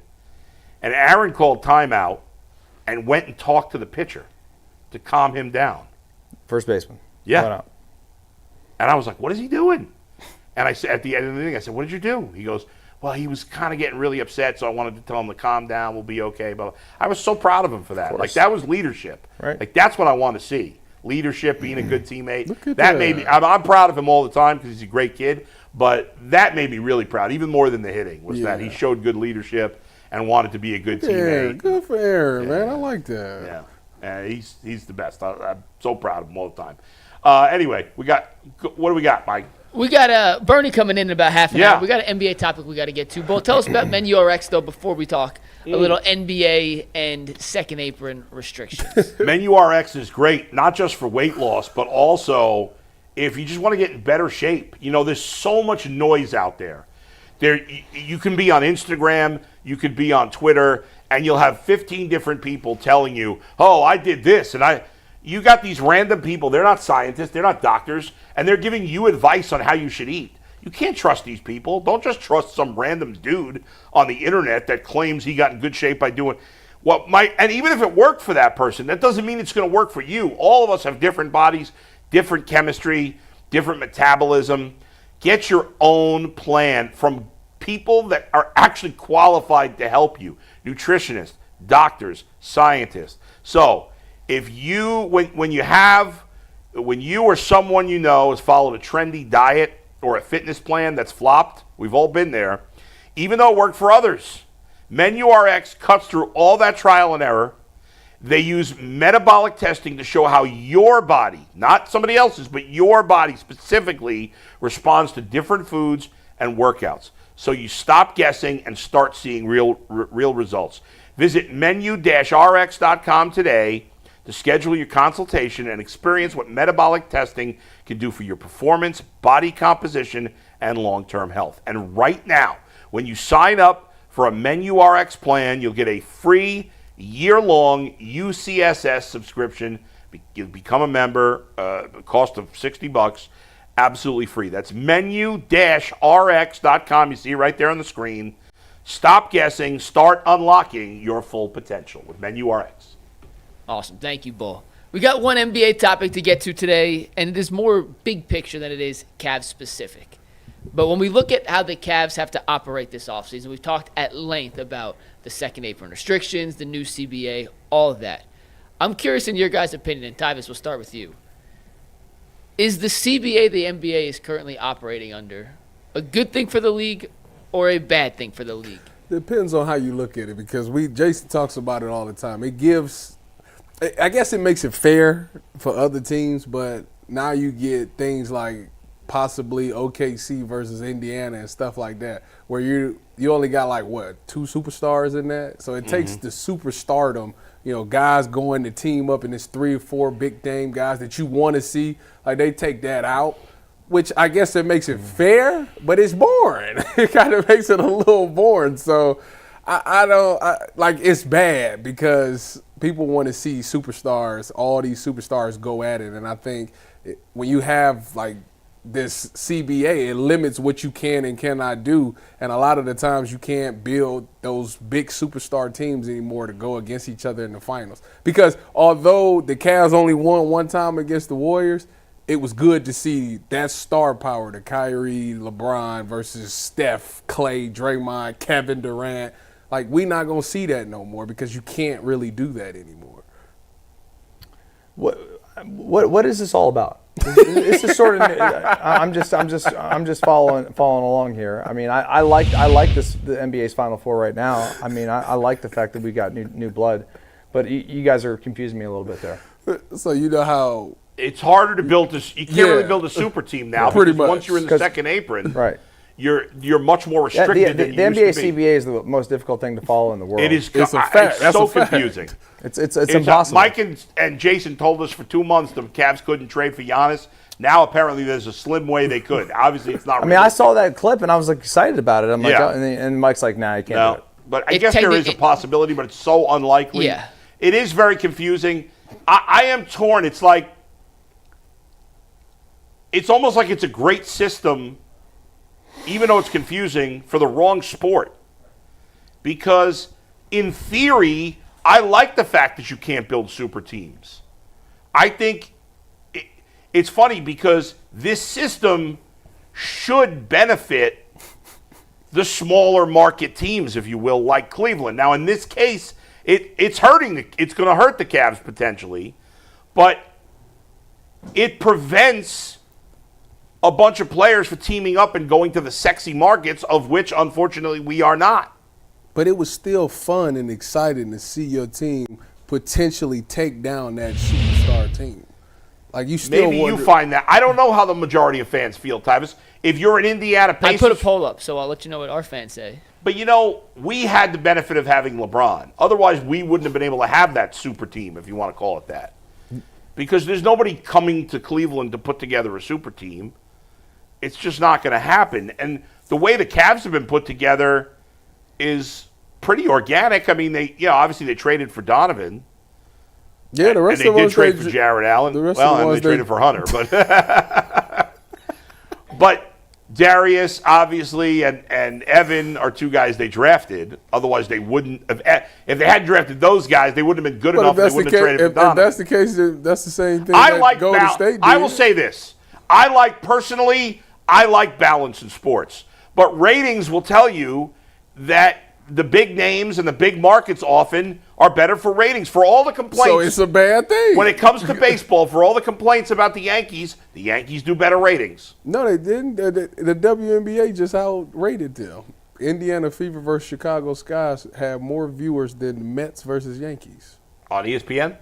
Yeah, that is true. What did the Indiana... That's not that surprising. I mean, Caitlin Clark is Caitlin Clark's a bigger star than anyone in baseball. Were they both... It was Juan Soto going back to New York. Were they on the same time? No, the Fever... Caitlin Clark's a bigger star than Juan Soto. I'm sorry, buddy. Yeah. What's that, Mike? Sky Fever was 3:30, and then it was Sunday Night Baseball. Both on ESPN? Yes. The Sky Fever got better ratings, huh? Yes. I thought they was on ESPN. I thought they was on Dude, ABC. you know that the Fever, it was ABC. they sell out every road game. I know. Who? It's crazy. The Fever? Yes, and they have to. Yes. And these teams have to find new venues to play. You know what's crazy? Yeah. I watched the second half of the Fever game last night. It was incredible. It was great. They lost, right? Yeah, they lost, but it was incredible. They was down by 11, and Caitlin Clark turned up and hit them trays, and then Aaliyah Boston started balling, and they brought it. They came back. It was 89-89. Aaliyah Boston got fouled. She split the free throw. She was 5 for 5. She split the free throw, so it was 90-89. And then Ryan Howard went to the hole against Kelsey Mitchell. Kelsey hooked her. They called the foul. She hit 2 free throws. Whap, whap, ball game. So about the CBA, Yeah. I have tried my best to fully understand what teams can and can't do depending on where they are in the cap. It is the hardest thing I've ever tried to understand. It's like studying for the SATs and the ACTs and your college final exam all in one. The fact the NBA has made it so complicated and confusing has taken some of the fun out Yeah, of that's being true. That's bad. a genuine fan, which I think is bad. Yeah. Overall, I think the CBA accomplishes what the NBA owners wanted it to accomplish: parity and eliminating super teams. However, I think it punishes teams that have done things the right way that now can't keep their own homegrown talent together. What is doing things the Because- right way? Well, use OKC Drafting, developing, use OKC for an example. and re-signing them. Yeah. They drafted well. They've acquired a ton of picks. Right. The Cavs are the same thing, by the way. Yeah, but the Cavs, as I just said, outside of Garland and Mobley, everybody they have is acquired pretty much. Exactly, but it wasn't a free agent destination where 3 guys, LeBron and Wade and No, Bosh, just but- decided to all yeah. go together. OKC hasn't done any of the big trades yet. Right. They still traded have the for ability they to. got SGA in the trade, didn't they? I mean, yeah, but that was SGA's rookie year, and that was 7 years ago. It was And they before got- he was a star. Was that for Paul George? It was Paul George, yeah. So they traded away a star and took on a young guy who then they developed into the MVP A much he's about better to become on Wednesday. And SGA is better than Paul George ever was. So Yeah. not only did they get 5 first-round picks in that deal, they got the best player in the long run too. It makes it like, and Boston, for an example. Boston legitimately may have to trade Jaylen Brown this summer and break up the Brown-Tatum pairing, which has worked for 8 years now and has grown into Why this. would they have to trade him? Because they have new ownership. The new ownership says it's not going to stay in the luxury tax. If Well, Tatum's, no, if Tatum's out, so they don't for- have to trade him. No, they don't have to. I'm But, saying oh, they the could. owners are being cheap. I said they could. I didn't say Yeah. they had I to. thought they was shredding Drew Holiday and Chris. They have to get under the second apron because you can't go into next season where they currently are with Jason Tatum hurt, knowing you're not in a championship competing level, to pay this $700 million luxury tax that they're currently slated to pay. So they're going to have to make roster changes. It has shortened the windows for teams to win at the highest levels because owners, and they can afford it, Paul, I know you're going to counter say they can afford it, may not want to pay. Use Ty Jerome for an example. If Ty Jerome gets paid $11 million in salary, it's going to cost Dan Gilbert $63 million. So you start making that with bigger players. $40 million for Drew Holiday is Right. $160 million. Is Drew Holiday worth $160? I think the point of the CBA makes sense. I think there has to be changes in terms of when Evan Mobley wins DPOY. That extra accelerator in his contract that jumps him from 36 to 45 shouldn't count against the cap. And other ways to help teams keep their cores together Right. that have been organically put together without having to Right. break everything apart. But that's the craziest part. That the Cavs are hurt by Evan Mobley winning Defensive Player of the Year. That it's a financial penalty to the Cavs for Evan Mobley being great on defense. That's crazy. That makes no sense. Yeah, that's dumb. But can you negotiate the CBA? I thought it was every 10 years. So like they gotta wait till this one expires Yeah. to read Yeah. it. Right. So it is what it is for the next whatever. When did this deal get signed? I guess if both parties wanted to change it, they could. But that would have An to be the addendum? case. Yeah, right. Has there ever been a CBA that hasn't lasted the length of its contract where they ripped it up midway? No. I don't know, but a lot of times in these CBAs in all sports, there'll be an opt out sometimes if one side or both want. But if both sides didn't like it, I don't know. Are the players happy with this current CBA? Well, for a guy like Ty Jerome, for example, right? Yeah, There are only 3 teams with cap space this summer. yeah. Like 3 teams: Brooklyn, Detroit, Utah. That's it. But why? How many? No, well, my point is Yeah. when there are more teams with cap space because they're not forced to re-sign these guys and accelerators kicking and all that, a guy like Ty Jerome could have a legitimate bidding war with more teams. I don't think teams are going to be willing to give these guys as big of contracts knowing, hey, if we're not a second apron team, we're not going to go into the second apron. If we're not a first apron team Right. yet, does Not for Ty Ty Jerome, Jerome. and I'm using any of these players. The CBA seems to penalize the mid-tier player. Yeah, exactly. And that's why when we look at these contracts and trades bowl, when we were on the phone yesterday, Yeah. there's guys making a lot of money, there's guys making a little money. There's very few of those in-between contracts. Yeah, where there used to be a lot of those guys. Exactly. And now they're all, like some of them are getting way overpaid. Or way underpaid because Yeah. there's not a market. Right, which or they're could out of help the the league. Cavs. Or we'll see veterans go out of the league for a rookie because you're like, well, Yeah. this guy, the veteran's not that much better. I might as well pay the rookie minimum salary than pay a veteran. Mike, you remember when they did the lockout, right? I do. Why did they lock out? What was it that the players didn't want to agree on? Do you know? No, lockout is when the owners, Oh, it was the owner. Shut it down. I thought Yeah. it was an Let me look it up. agreement. that's a strike. It wasn't It's a C- when it's the players. so it not- wasn't just because of a new CBA. Yeah, it was. So what was it about? I don't remember the specifics of what they were looking for that the players were not willing to agree to. I don't The lockout remember. in 21? Is that the one you're talking about, Tyvis? Was that 21? Was that? Was it that recent? No, I didn't realize it was that recent. I thought it was. So yeah. what was the reason Or, for the or lockout in there's the 21? 2011 one, too. Maybe the Talking about 2011. NFL? No, the NBA. Yeah. Remember that Brian and them was hooping and all like doing freaking. It's 2011. It was 2011. They was all LeBron, KD, and James Harden and all. It was hooping in gyms and stuff. It was crazy. I just did a quick Google search. Team owners wanted to implement a hard salary cap, meaning they couldn't exceed a set spending limit. Players favored a soft cap with more exceptions. And the main thing was how they split up the basketball-related income. How much the players got versus how much the team and owners got. That was the main one. Okay, well, that's a good reason to lock So out. I don't know. But if both sides wanted to renegotiate, it could be done. But that's not common that happens. Do you guys, we have literally a 50-50 split on the poll right now in terms of whether people think this new CBA, it's not really new anymore, but the current CBA is good or bad. Do you like the parity? I know, Dustin, you said you do. I do. Yeah, I do too. I think parity's better. I don't. I think the only reason it's 50-50 is because fans, for the Cavs personally, it's not good right now. So I'm surprised It would it's be great 50-50. if the Cavaliers were in the conference finals. Well, yeah, sure, that's true. But It now would that make a they difference. crap the bed and we're trying to make moves to the team. But it's the fact And we're gonna have- it's the fact that they lost to a team that's also doing it the right way. Mm-hmm. I think the only person they traded for was Pascal, right? That is, everyone else on their team's been No, they homegrown. traded for what's his name? He used to be on the Knicks.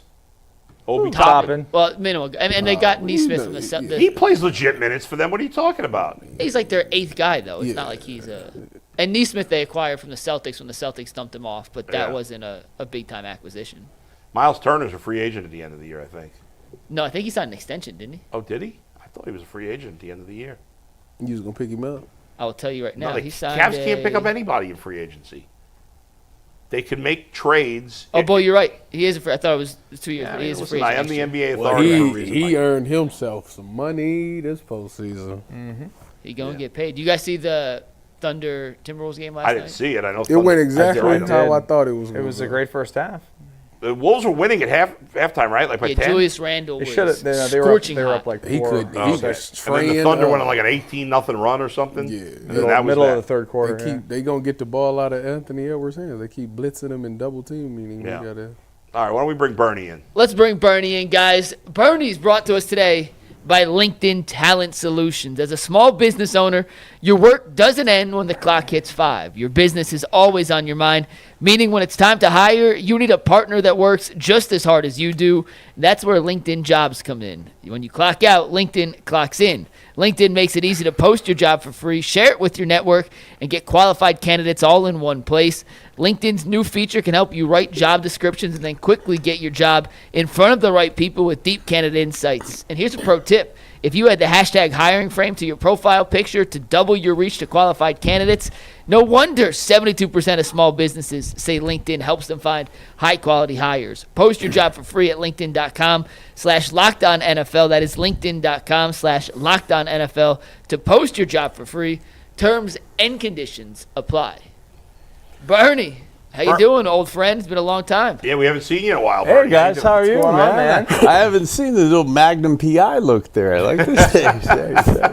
That was a great show, wasn't it? Yeah. You got to see Bull in traffic? Yeah. Actually, I'm stalking him. I had the security detail till the 1 o'clock show, and then he couldn't have left here any faster the other That's day because true. about 1:05 Yeah. we were both stopped on East 9th Street at That's a right. red light. You know. That was funny. I texted. Real quick, Bull, we made Yeah. an egregious mistake. The Yeah. Pacers did trade for Tyrese Halliburton. That was a terrible mistake by you. As our basketball authority, I'm so disappointed. I should have in known you. that. Yeah, and then after Bernie honked, and I saw him, and we talked for a minute, and I texted my friends from my old friends that I knew when I was a kid, and I was like, what if a 15-year-old me would have told you that Bernie Kosar just honked to get my attention to say hi? I mean, and here it is. How you doing, Bernie? What's going on? Doing fantastic. Yeah. Good to be healthy here and be with you. Yeah. And we were talking before about some of these rule changes. They decided to keep in the tush push. Do you like that? Or Dustin says he don't like it because it's not really a football I just don't play. think it's a football play, personally, but, I mean, they can't stop it. Yeah. So. Where are you on the tush push? I'm pretty bored with it. You know, if I was successful and I was Philadelphia, I would want to keep it just because they're successful and good at it. Personally, from a aesthetic standpoint, I don't overly enjoy watching it because I don't have a vested interest in an exact team that's good at it. Yeah, you know, right. I probably tend against it. And then as a health and wellness guy right now, I just think of Jason Kelsey and all those years of the back top of his head. Yep. And that there's a lot of contact that you just don't need right there. He would have loved it. Yeah. He would have did it when he played. Oh, yeah. If he would have. So if I was good at it, I would love it. But Yeah. his skinny, twiggy, toothpick legs, and 6'6" beanpole body wasn't exactly conducive, young man, to a good quarterback Could sneak. Leroy? So I actually, if I improved at my quarterback sneak ability, if I would have doubled my ability on it, I then would have just sucked. That's how bad I was. How much? Okay.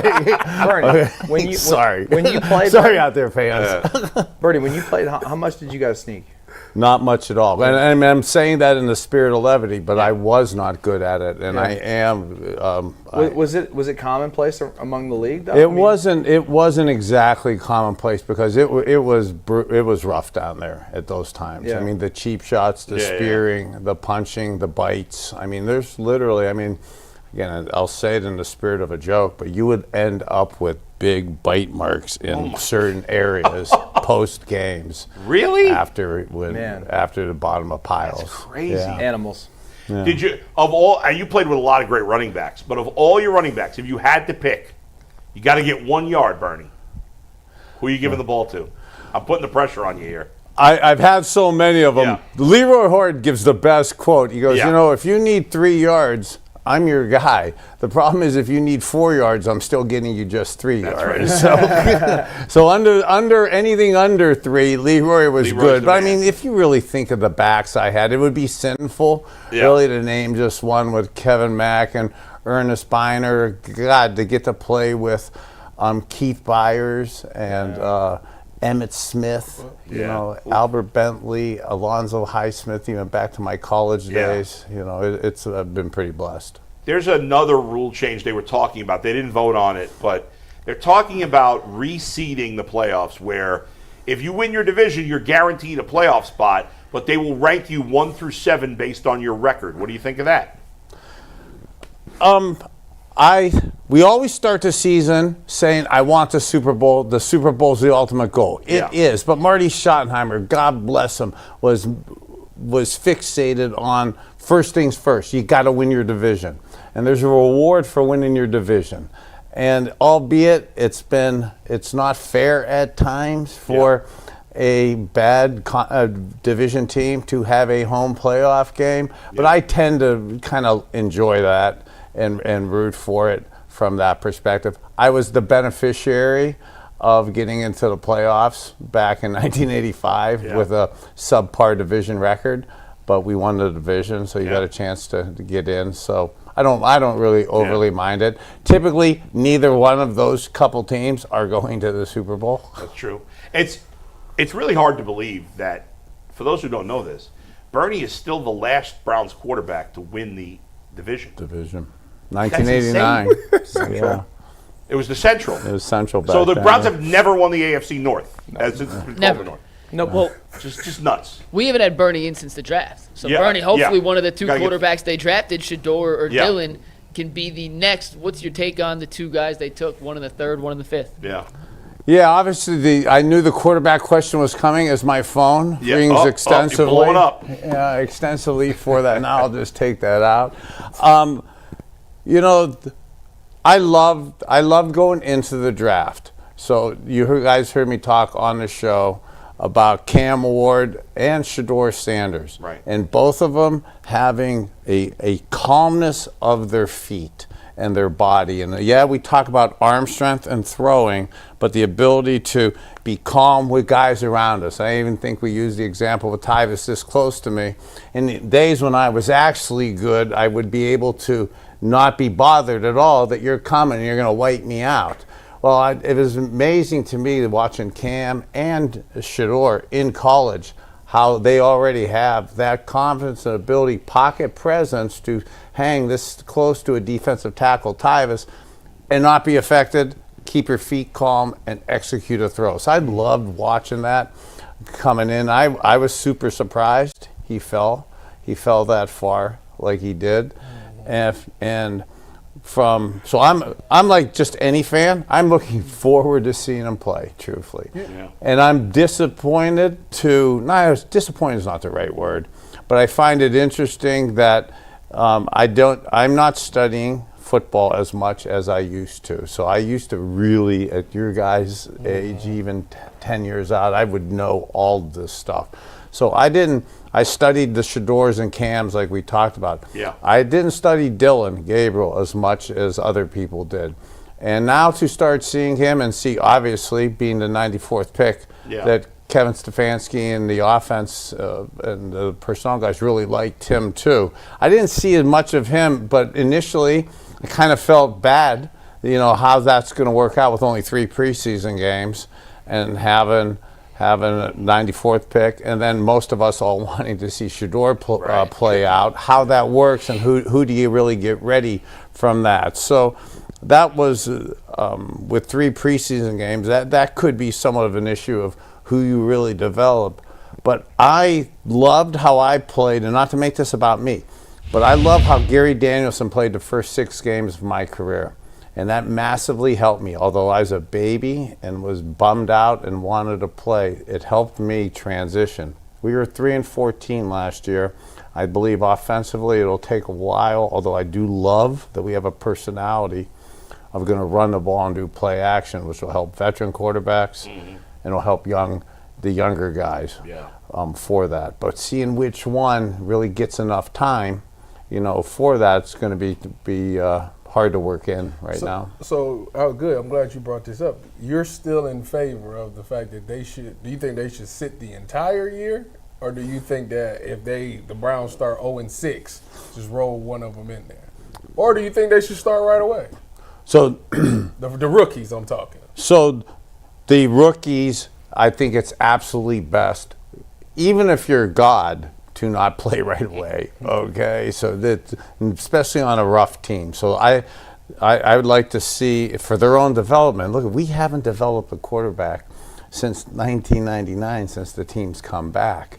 Okay, a lot of it because it's not they're all busts. They play too early on teams that aren't ready to accept them and mesh together. So sitting out the whole year, I'm not in favor of, but sitting out a portion of it to let the offense get more acclimated. It helped me at the speed of the game. I believe it'll help those guys have a better chance of success.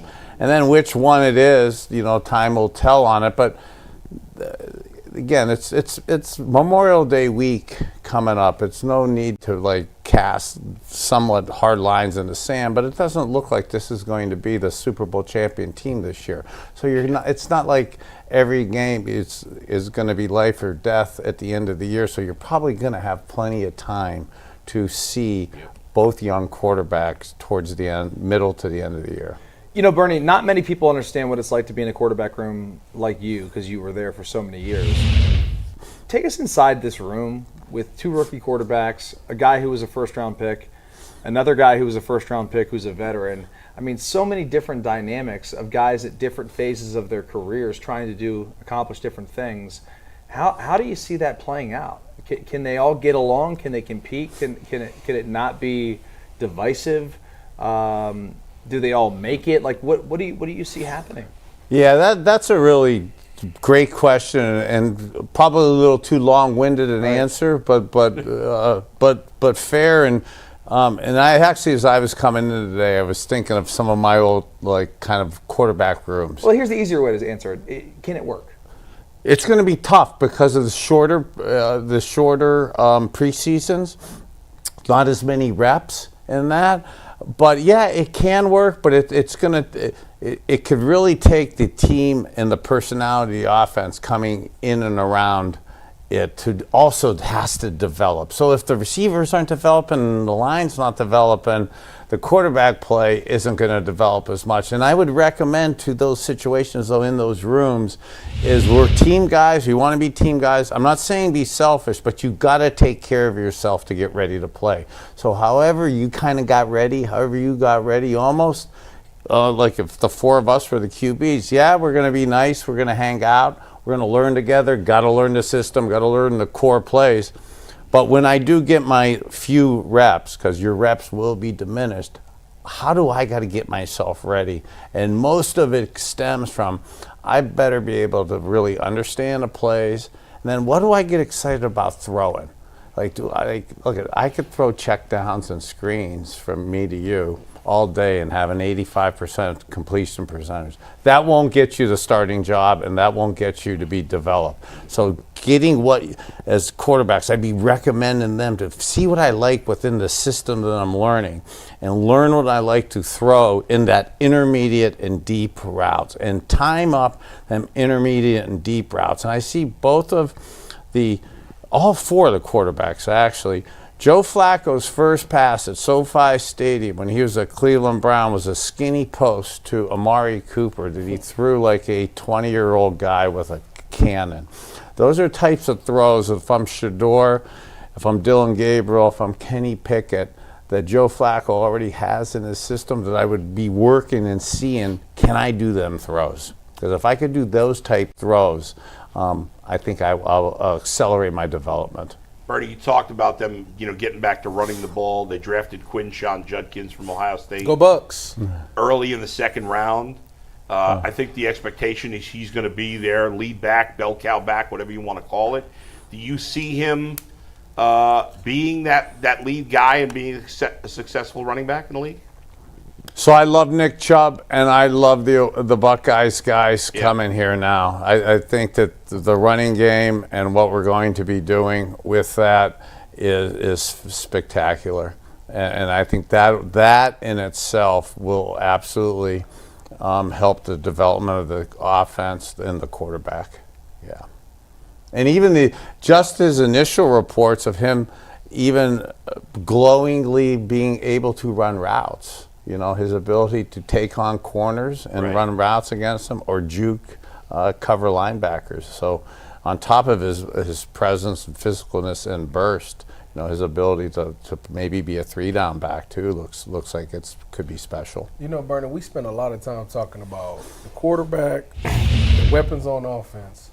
But the one elephant in the room is the left tackle position. Now, we know DeJuan Jones got some reps there, but he hasn't played the position for an entire season. I mean, what did he play, like 3 or 4 games at left tackle last year before he got hurt?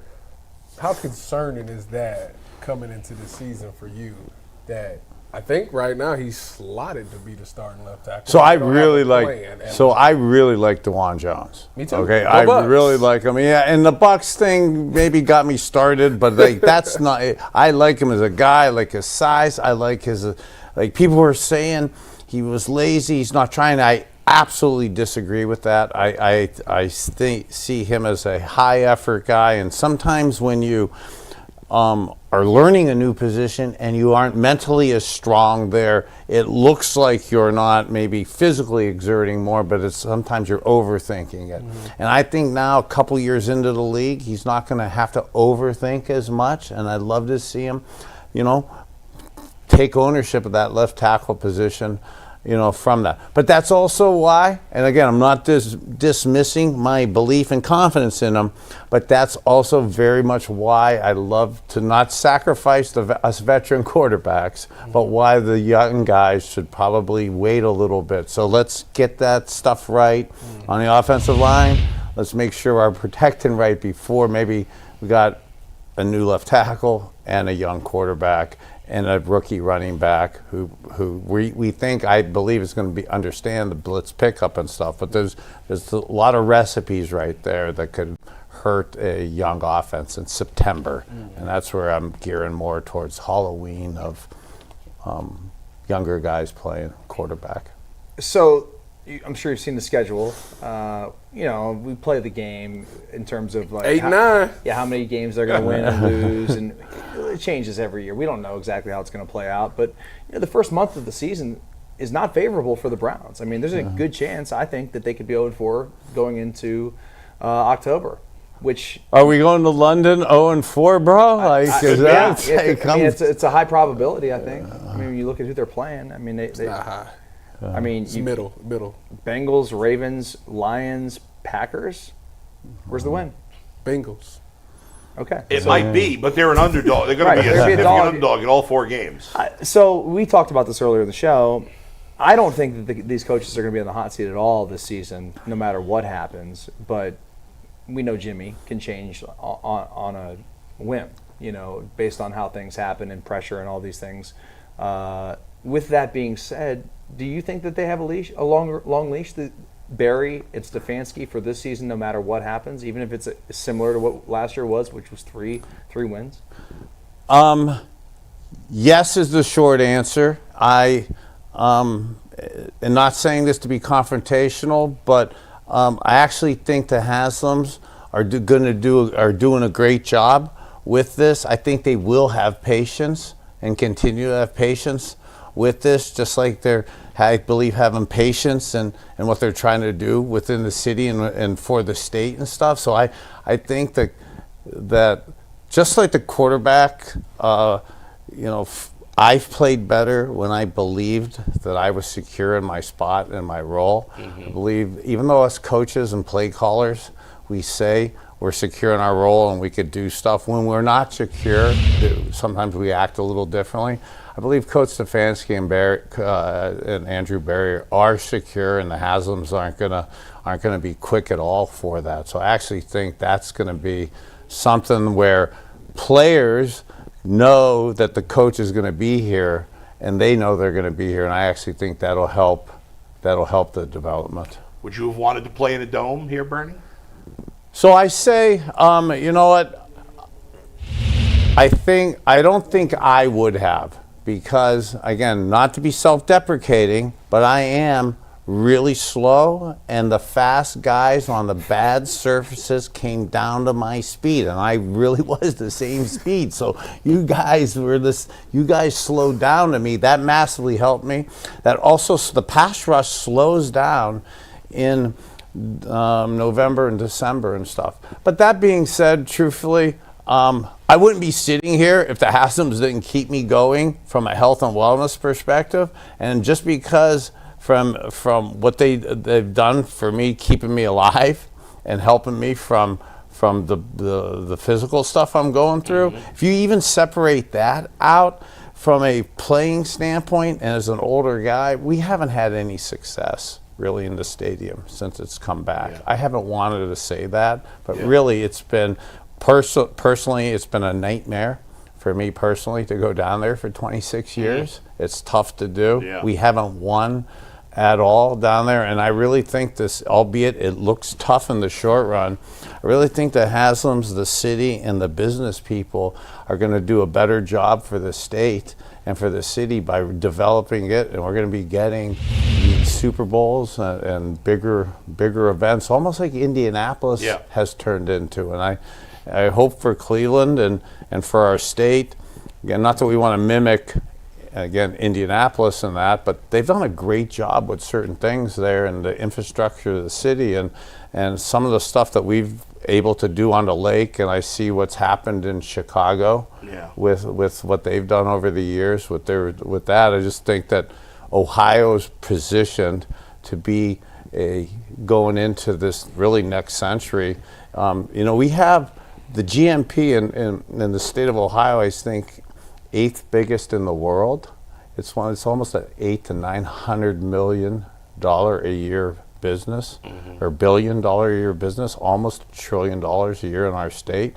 And these type things, between Cincinnati wanting to get a new stadium and us developing it and growing out our city, I think it's going to make our state just something that businesses and people are going to just strive to want to be a part of. Bernie, most NFL players don't get to decide when their careers are over. The great ones do, and Joel Bitonio had that decision to make this past year, whether he would come back or not. When you're at, towards the end, how hard is it to make that decision about coming back or not? So Joel Bitonio, and I love that he's coming back. Yeah. If you ask it how I did, and partly what I do now in life about talking, how us men in particular and people, we want to act like we're cool. We want to say like, hey, I'm 61, my body's perfect, my mind's perfect. It's just like I was when I was 20. That would be a lie. It's not. It's almost the same at the end of your football career. And this sounds super cocky, but I knew in 1983 when I won the national championship, I knew it sounds cocky. I knew I was good, and I knew I could win it. I knew when I came here in the 80s, I knew I was good, and I knew we could win, and we did.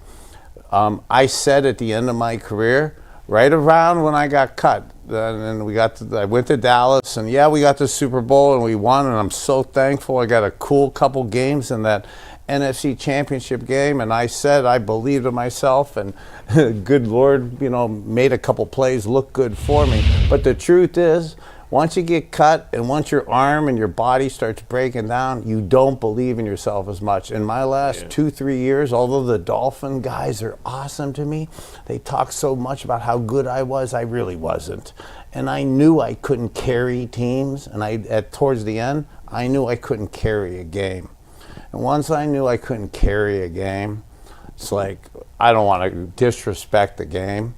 And again, I want to talk good language. I'm working on my thesaurus and my word choice. But again, I don't want to go out and suck, like I said earlier in the segment, that just to follow up on that, Bernie, because that's like, when you say you weren't good with Miami, did you know that at the time? Or not good by my standards. By your standards. Like, I want to dominate, okay? Right, I used to be able to dominate games. You kicked ass here. Like, I could take over. I could, again, I knew what to do. I could position it, and I could make it happen. And then I could visualize it, and then I could make it happen. And I could execute it, and I could see it. At the end, I was hoping I could make it happen. And when you hope out there, you should really start cruising into your next direction in life. That's fascinating. Go ahead, Bernie, Mike. we talked about this a little earlier in the show, but we all believe the Browns have 4 quarterbacks that could legitimately win the starting job come week 1. If it's a truly open competition, like Kevin Stefanski has told us, then they're going to get a chance to compete for that QB1 spot. If you were running the Browns this offseason, how would you handle splitting up the reps and making it a true quarterback competition to allow the best man to win? Yeah, the competition part, sometimes, again, like we had said maybe 10 minutes ago within the segment, you got to take it a little bit amongst yourself to get yourself ready. It's almost with 3 preseason games, one of which isn't even really a game. You're trying to get through it. and half of them plays are running plays, and half of them pass plays are screen and check down plays. So you're only really probably running less than a handful of complex plays that really challenge you. So you really got to get yourself ready from within and yourself. And I was a career shortener for myself and for some of my teammates by excessive practicing and excessive hitting and excessive throwing in my career. They don't do that as much.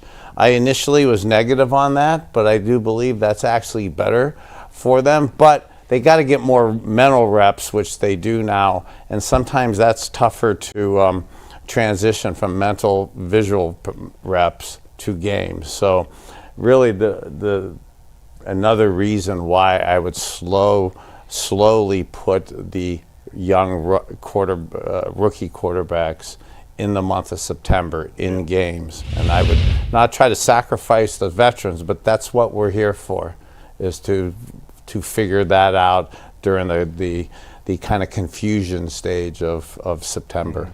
Bernie, last thing, one of the biggest stories in the NFL is the Bill Belichick girlfriend drama. You knew him personally, obviously. I mean, this is crazy, kind of what's going on. What do you make of this? So I'm coming back this week from my son, 25 years old, just graduated Georgetown Law. Nice. Okay, awesome. Love his girlfriend, but he is single, you know, and Bill's taking 24-year-olds out of his dating pool right now. Have you seen the way he, beyond the dating, they want to date, fine, whatever. But it's weird how she seems to be manipulating him. Allegedly. Yeah, so I mean this in the spirit of levity, but and I'm not. I kind of see this in myself when I do football, and Bill Belichick's even more so than us. Yeah, he loves football. We love football. All that really matters is that. I'm sure there's no morphing into that space of his. Yeah, and then albeit I say that I care about business, I care about my money, I care about certain things. The truth is I don't, and that's why I get ripped off in my business and stuff. And I don't think Bill he cares about his business, but he don't care about his business and his PR like he cares about his football team. Right, yeah. So like if he's maybe letting some things go to somebody else, from a business side, like I absolutely understand that. So I don't get the sense that she's going to be having any say on football decisions. No, right. So like, and the other stuff. I think that the guy is 70-something years old, and it's a little weird. Come on. Fine, whatever. But I'm not 70, bro. And if I'm 70 and I'm single and I've had a miserable life because all I do is eat, breathe, sleep football, maybe she makes him feel alive. I don't know. I have some empathy, I guess. Yeah. Hey, so like I see it from his It is football weird. side. I admit it's weird. Like, you know, I mean, I've got a teenage daughter, and it's, you know, young girls to me are like, they're like my kids. You know what I mean? So it's not. But I'm also not 74 years old.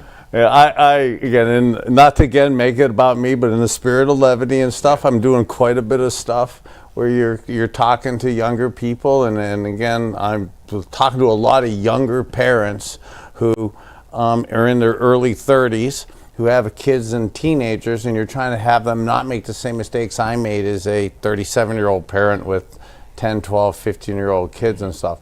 I'm just figuring out now that not only am I too old for the high school kids for sure, the high school parents that are in their mid-30s for sure, I'm older than their grandparents. Okay, so like I can't even fathom in my Disney World existence that a 24-year-old is my girlfriend. I just don't even know what you talk about. Yeah, that's weird. Yeah, what is your kind of law is your son getting into?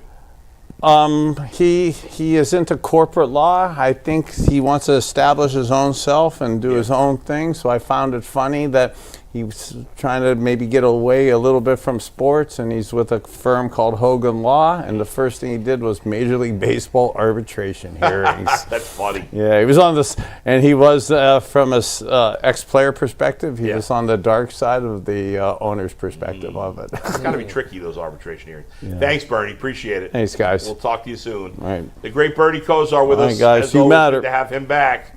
The Go ahead, great Mike. Bernie Kosar. Bernie, always a pleasure. We'll hear from you soon. Once again, guys, if you don't already follow the Ultimate Cleveland Sports Show on all your social media accounts, what are you waiting for? You can find us on X, on Instagram, on TikTok. You can see the handles on your screen. Oakley Sports on both Twitter and Instagram, and Ultimate Cle Sports Show on TikTok. So if you want some more extra content that you don't get during the 2 hours on the show, we have some behind-the-scenes stuff from time to time. You can make sure you follow us on our social media accounts to get all your UCSS fix. All right, guys, couple super chats to wrap up the show here. The first one comes from Topo42, who says, "It won't happen, but would you guys like to see Jacobs Field move to where the Browns currently play when they leave, or would that be too much wind effect on home run balls?" There'll be a lot of I don't wind. want to. There's no reason for the Guardians to move. Their stadium is awesome. It's one of the best parks in baseball. Yeah, it's fantastic. So I don't want to see it But move. No. hypothetically, if you could take that stadium and put it on the lake, would you? No. No, I want to leave it exactly where it is. I like where it is. I like the location. It's a great It is stadium. I don't want to perfect. mess with it. It's perfect. Yeah, they got rid of the only crappy thing was those big. Well, they had added those, and then they got rid of those big like shipping containers in right containers? field. Yeah. That was terrible. That's why That was the only bad thing about that's the when park, and they got started rid of ri- it. That's when they start ripping home runs. Yeah, and they got. By the way, what they did in the left field now, left It's field cool. upper deck is really cool. I mean, the stadium is. It's awesome. They've done a It's a really great good stadium. job keeping Yeah. up to the times. Yeah. The park, when it was made, it was really state of the art. Yes. And it's held on. Yeah, it was You the know? second new wave of stadium. Right. I think it was like Baltimore and then Cleveland, and I think it holds up well. If you took someone into that park who's never been there before, Yeah. and they've been to a lot of different baseball stadiums, they would feel like we're on par with where everyone else is. Absolutely. A lot of people have told me, and same thing with Pittsburgh, which is a really nice stadium Beautiful. too. Beautiful. Those are two of my favorite stadiums in baseball, and I wouldn't mess with it at all. You keep tweaking it over the years, little Sure. things, and by the way, those new seats, on the infield that they put in, they're wider. They're fat friendly. I really appreciate that. Thank you, Guardians. Usually I'm uncomfortable in those stadium seats, but they're a little wider, much more comfortable. They thought about you, huh? I appreciate that. Yes. Good. All right, Mike. Next one comes from Caleb Ramirez, who says, "Tyvis, have you talked to T-Bone to see if he'd come on the Cleveland show for a one-time hit? Or have you talked to any of the Cleveland guys about being a calling guest on your radio show? That'd be cool." Y'all will call in. Y'all will be a guest Of on my course. show. Tyvis hasn't asked us. How's the show going down there in Columbus? Good. Good. How many weeks you been doing it now? Months? Week and a half. Week and a half. Okay. I don't know that they'd let me on there, but You don't think I'm still so? banned from my own radio station for some reason. Why wouldn't you be able to come on? We talking. That band's got to be lifted soon. I got it's silly. It's Call Jeff Miller and be like, let's bury the hatchet. It is what it is. I'd We'll bury the I'd hatchet. have you on the show. Yeah, you sure all the powers that be would be okay with that? Why wouldn't wouldn't they they be be? mad? You know, beef with Columbus. Uh, Does he? Oh, yeah. I need to be I filled know. on this. Filled in on this off the air. what's that? I have no idea what's going on, so when Yeah, we're we off don't the need to air, you talk got about to it tell me any what's further. going on. It's all- hilarious. It's all good. We'll see. But I would be happy. I would come on Tyvis and T-Bone's show. Ty, how would T-Bone Anytime they do on wanted me. UCSS? How would he fit in? Fine. He's a jokester, so What's his teams? What are his teams? he's a Mets fan. Is he from New York? No, he's from Oh, he's- Columbus. I gotta ask him where. I mean, I'm a Cubs where- fan from New York, so it doesn't. I don't know where whatever. the Mets, but he's the Mets is like the only team. He's a Browns fan, and the NBA he don't really have an NBA team. Okay. All right, last super chat comes from Raw Dog, who says, "If a rookie starts and they go 4-4, do you stick with that rookie or change to see the other one? What's the line with the record to change out 500 and below or losing record? Thoughts on when you'd make the swap?" Guys, to me, it's irrelevant what the record is. As If if he- you put in one of those rookies and that rookie is killing it, I'm not taking him out to see the other guy. If he's mediocre, if he's not good, sure. But let's say Shador gets the first crack of the rookies, and he looks like that's it. I'm not playing Dylan Gabriel. Why would I do that? So you could trade him later. I could trade him either way. No, you couldn't. Yeah, you can. No, you can't. He was the man was projected 4th, 5th round. You took him in the third. Okay, but Why would I bench a guy who's playing at a high level? That doesn't make any I'm sense. talking about on the last game of the season. Okay, maybe the last like game of the some season. Joe Milton type thing. Right, fine. You want to do that. But I'm not like this guy was saying halfway through the season to see the other guy for 8 games. I'm not doing that. No. And the record's irrelevant. They could be 4-4, and the quarterback could be playing like crap. We've seen that here in Cleveland a time or That's two. what happened to, well, he wasn't playing like crap, but Justin Fields got benched last year, and wasn't he 500 when they benched him? I don't remember. He might have been 4-3. Yeah. Who is that? Sorry, I was looking up something for tomorrow. Justin Fields' record. What was the Steelers' record when they benched him last year? They were plus 500. They were better than 500. I remember that. See, But I mean, listen, 2 years ago, the Browns won 11 games. 11? 11. And outside of Flacco, they got awful quarterback play. So, you could. They did that. The record doesn't tell you how good the quarterback play is. They had that magical season with no tackles. Didn't both tackles get hurt? Yeah, and no. They was on like no their Nick third Chubb. and fourth string. Yeah. Crazy. Yeah. All right, we're going to head to overtime. We will see you guys here in 3 minutes on Overtime for the ultimate Cleveland Sports Show. I gotta go right now. Go. My son.